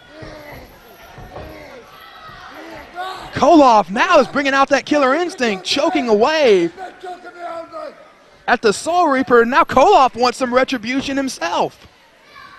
They're not listening to the instruction as the referee. Referee warned him not to choke with a chain, but Koloff is not having anything of it. Oh! Well, the officials have been incompetent all night. I wouldn't listen to them either, personally. Again with that chain, though. Showing the viciousness by the Russian bear. Asking the crowd, should he do more brutality to him, but just take it home right now.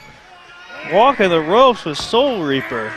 Koloff reaches 2 turnbuckles. Walking with a purpose. He's got 3. The big Russian gets to 3. Ray Rouse is trying to intercept. Ray Rouse is trying to get in the way of Koloff before he makes the 4th one. Right in front of Rouse. Rouse dove for the leg and did not make it, and Koloff has won.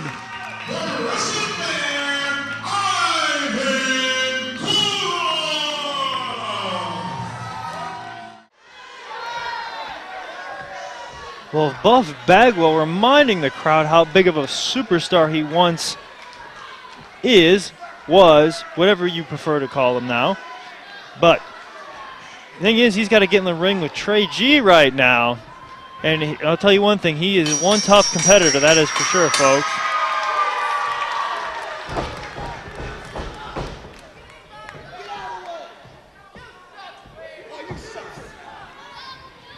Buff Bagwell giving this crowd an earful right now. But let's see if he can get it done between the ropes right now. I'm getting ready to lock up with Tre-G. Getting the clap going. Lock up. Buff locks in the headlock. Tre-G goes to send him off. Big shoulder tackle by Buff.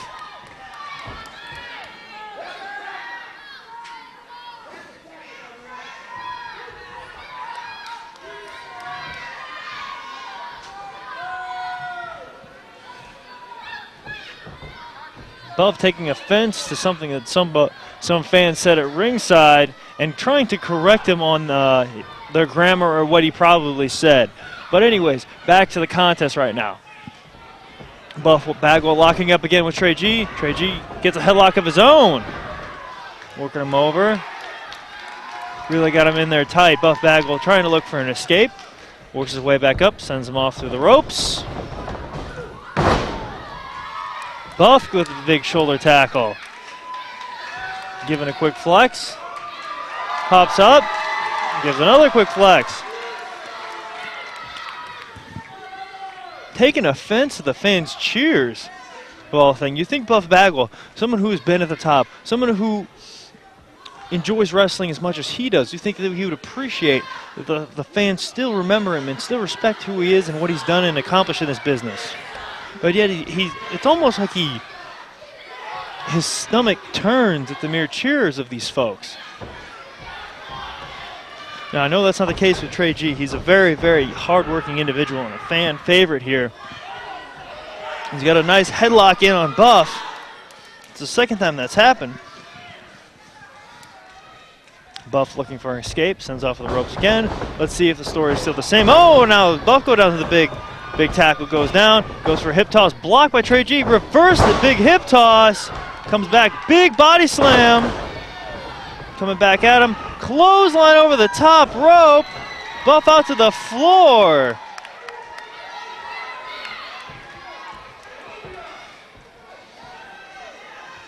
Tre-G looks like he was a little stirred up by, you know, some of the earlier shoulder tackles he's taken from Buff, but now he's getting his wits about him, trying to cool, calm, and collect. Looks like he's a little hesitant to get in there and really mix it up with Buff, just for the mere sake, you know, of Buff Bagwell and his credentials speak for himself. A former World Tag Team Champion in WCW. Multiple times. Now Tre-G waiting for Buff to get back into the ring. Buff taking his time, cool and calm and collected, taking his time, working back into the ring, correcting another fan.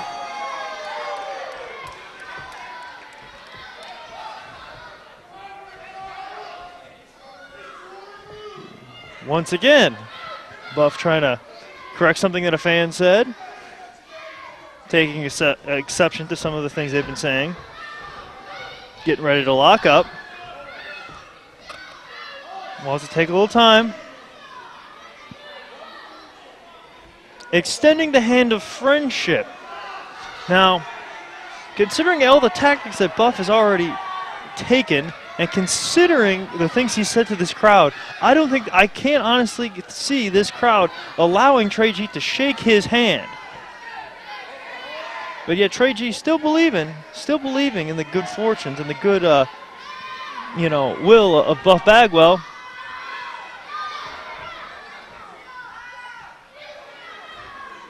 Tre-G willing to extend his hand.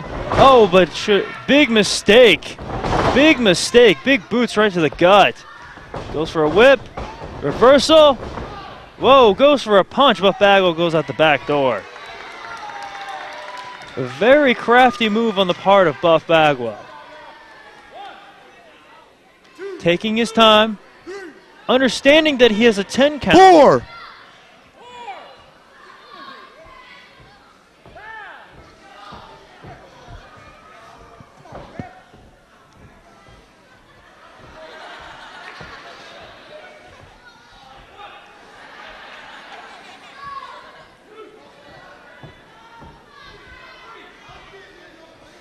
Buff Bagwell now entering the ring now.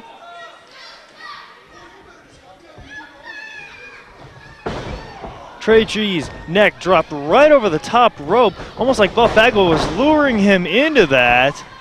Big clothesline.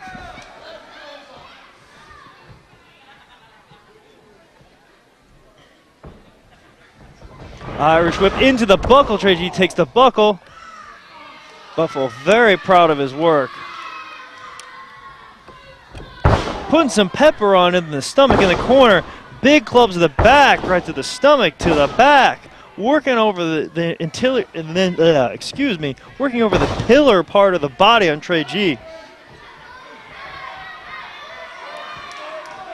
With each shot, it's almost like Buff Bagwell wants to remind the folks of who the true superstar is. Oh, with a quick thumb to the eye. He had the man already in his grasp, but yet he'd like to add insult to injury with that thumb of the eye. Big snapmare out of the corner. Grabs a chin lock.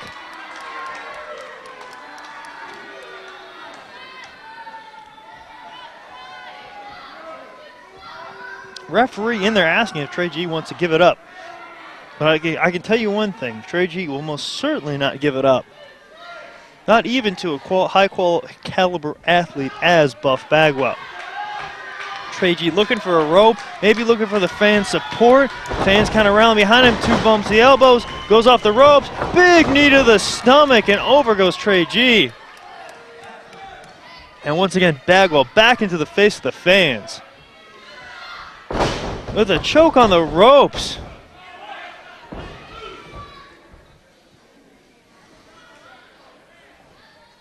wiping his face off in Tre-G's shirt, just adding insult to injury. Getting in the face of the ref. Ref telling them having none of it. No nonsense.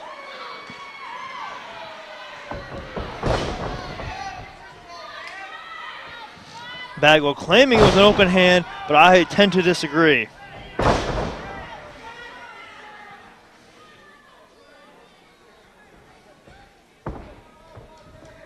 Bagwell sets up for a slam. Tre-G slammed down hard to the canvas. Bagwell set him up for something. Looks like he's set up for a camel clutch. Doesn't quite have the arms hooked over top of the thighs. Don't know how quite effective this is going to be. Oh, Tre-G worked his way back up, but Bagwell comes slamming down upon his back. Let's see if how Bagwell tends to apply it this time. Oh, wrenching back more on that neck. But like I said, doesn't have those arms trapped, so don't know how effective this hold will go. Oh, drop down upon the back again with a sharp boot to the head. Bagwell prancing around, adding insult to injury. Going for that camel clutch again.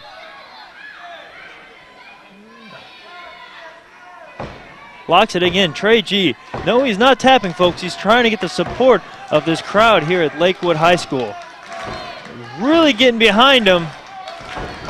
Goes for, gets hit in the lower abdomen area. Tre-G trying to get back to his feet and get back into this contest. Oh, Buff Bagwell just trying to get him back on top to where he was.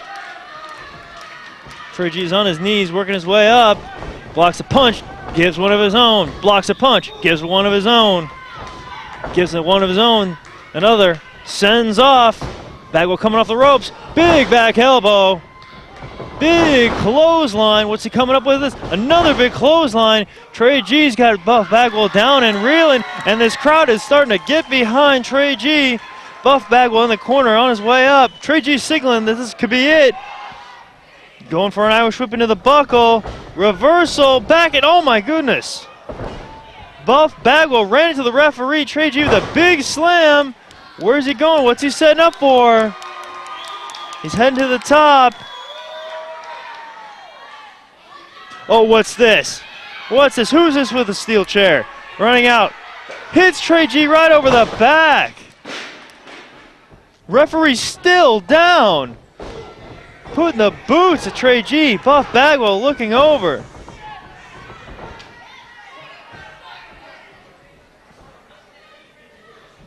Gets him up. Punch right to the stomach. Tre-G. The referee is still down. Here comes Rick Steiner. The dog-faced gremlin is out, and he's off the ropes. Big power slam on Buff Bagwell.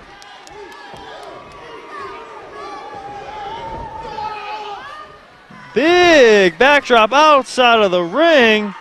Steiner there to help Tre-G, giving him the signal to go up.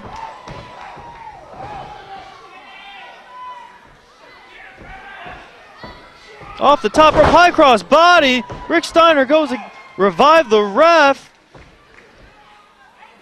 Trying to revive the ref, Rick Steiner is. Got a count of 2. Count of 3. And Tre-G has won this contest despite outside interference, but luckily the dog-faced gremlin is here.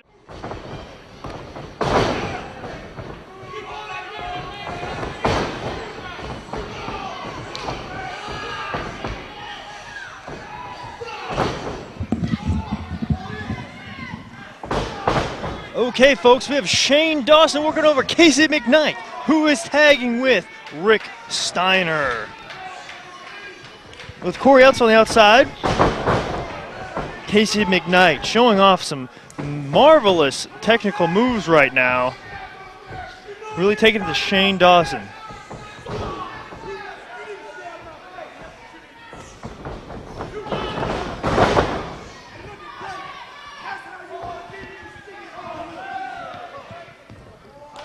And the tag made by Dawson to Edsell.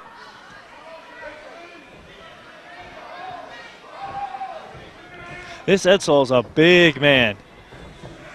McKnight is no small man by any means, but it looks like a small child next to Edsell, who is one behemoth. Backs him right into the corner.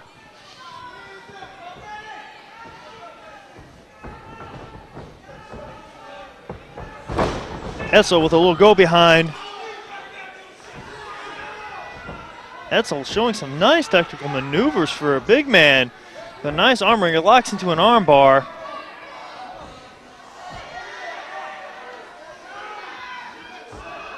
Stepped over the top of his man, so this is a really tight arm bar to get out of.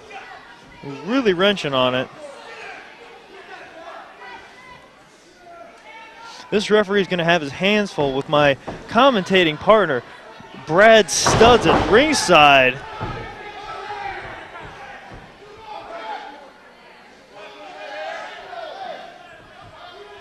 He's definitely got his handful with Edsell in the ring right now, pulling McKnight's hair, but the referee out of position to see it. But I could most clearly see, and so did the camera. Once again, referee out of position to see, but these dirty tactics pulled off by Edsell.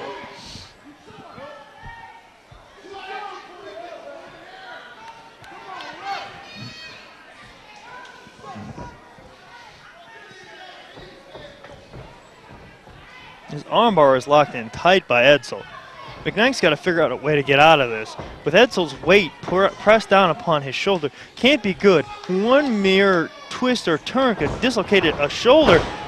McKnight realizing it, now he's locked reversal out of it into a chin lock, now into a headlock.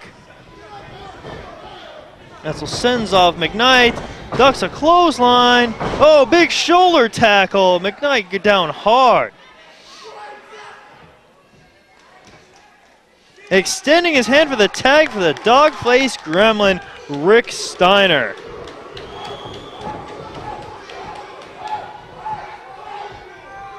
If there's anybody you want as a tag team partner out there today on the independent circuit, it most certainly is Rick Steiner. This man, one half of the Steiner brothers, held numerous titles with his brother Scott Steiner. And if I want to make a tag to anybody, it most certainly is Rick Steiner. That is for sure.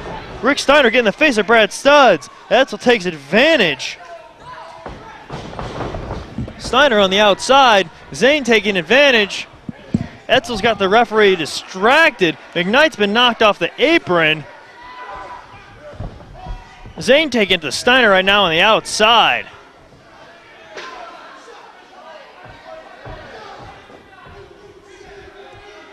Referee is occupied with McKnight right now, but he needs to turn around and see what they're doing to Rick Steiner. He's being double teamed, triple teamed almost on the outside.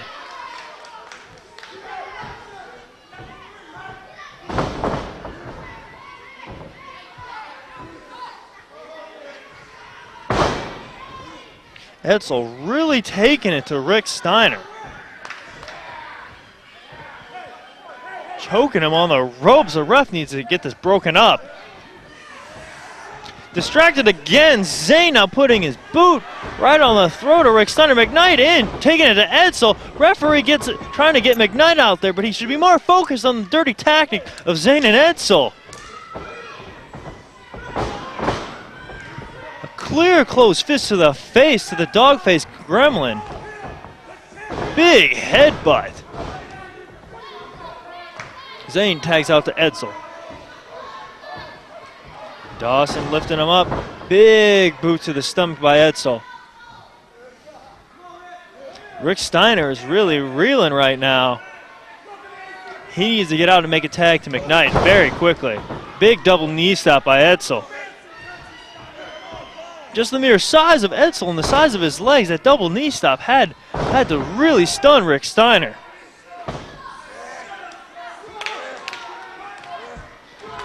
Locking in some sort of hold right now. From my vantage point, I can't really see what type of hold he's got locked in. Oh, it's a reverse chin lock. So we now start to see it from my camera angle right now. Rick Steiner starting to come up and the crowd get behind him a little bit. Gives him an elbow in the stomach, that big stomach of Edsell. Gives him another one. Goes for a third one. Finally, the hold is broken. Oh, right to the eyes. The dog-faced gremlin is a very, very tough individual, but he can only take so much. When you poke somebody's eyes, they're probably one of the most vulnerable points on a human being.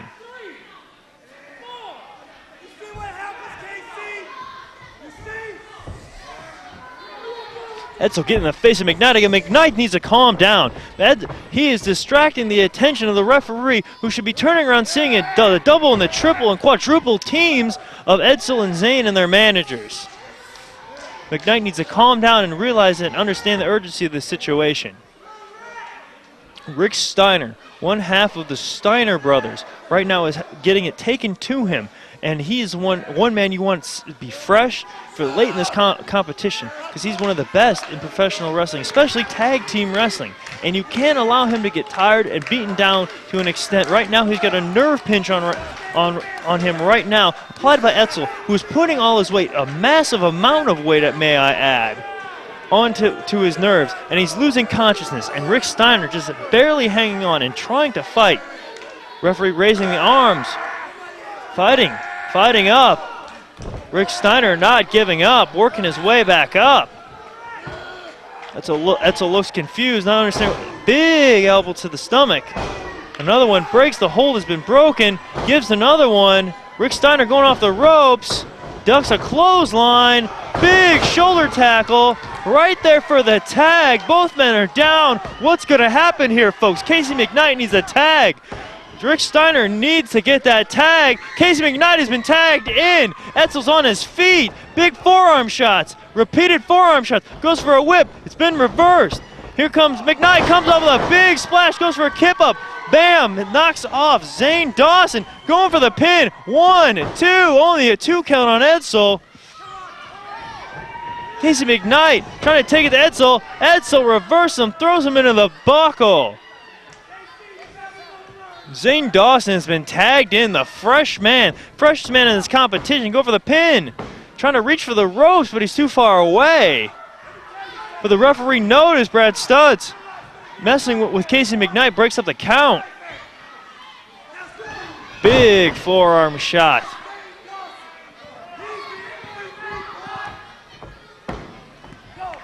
Go for an Irish whip, coming off the ropes, ducks a clothesline, back elbow, excuse me, takes a clothesline. Almost takes off Casey McKnight's head. Boot to the face.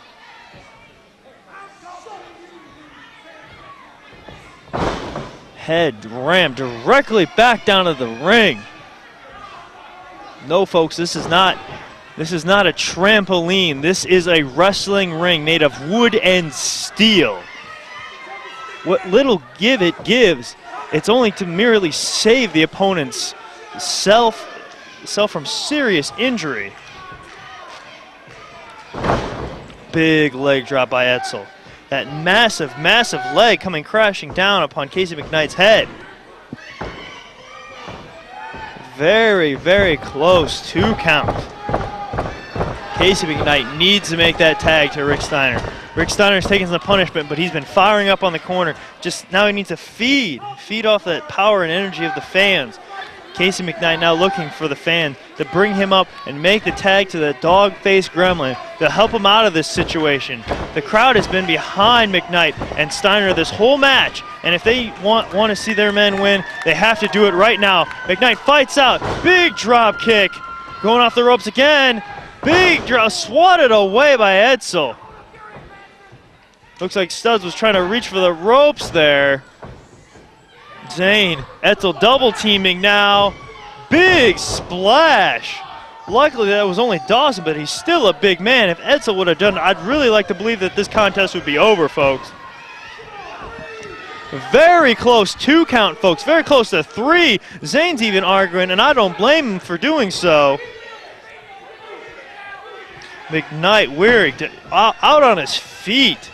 Completely unconscious almost. If it wasn't for the turnbuckle, I don't even know how he'd stand. Oh, he's coming back. Just out of instinct. Just hitting whatever's in front of him.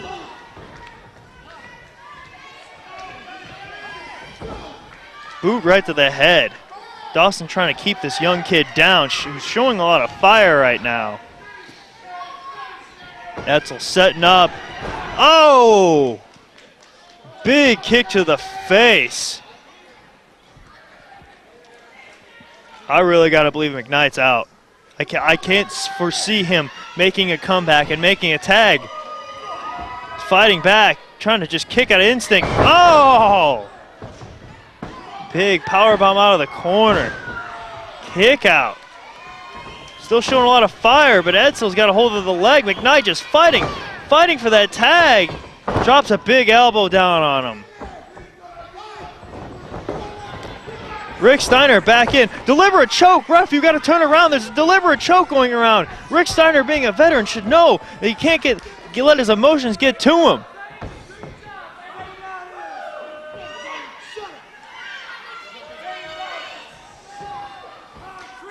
He's got a chin lock locked in on him right now.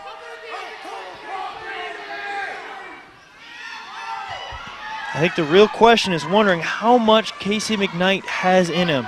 He needs just enough. He just has to reach over to his partner, Rick Steiner, right now, who's been out of the contest for several minutes right now, and who is fresh. He's probably the freshest man in this contest right now. Big running leg lariat. Both men are down, but McKnight is crawling to the wrong corner. He's going to the wrong corner right now, reaching for the tag, which is obviously the corner that Edsel's in. Doesn't realize it, looking around for his corner, stumbles back, tags Rick Steiner. Here comes Edsell, big punch. Punch is flying. Rick Steiner knocking down Dawson, looking for Edsell, winding up for it. Big clothesline. Rick Steiner going up to the second. Going to the top. Oh, he gets pushed off. Brad Studd's got the referee. Rick Steiner's down. Cory Edsell trying to get his wits about him after that big clothesline. Casey McKnight trying to recover from the onslaught he took. Dawson still dazed on the outside. All four men are out of it. Here comes Dawson. Dawson trying to take advantage with boots on Steiner. Edsel's got a chair. Edsel's got a chair. The referee's distracted. Casey McKnight trying to fight, taking some forearms. But he's just taking too much punishment. Oh! Going for it. Steiner pushes the chair right in the Edsel's face. Steiner goes for the pin. Referee turns around. 1, 2, 3. Brad Studd's can't even save it. Here's Rick Steiner. Casey McKnight are your winners, ladies and gentlemen.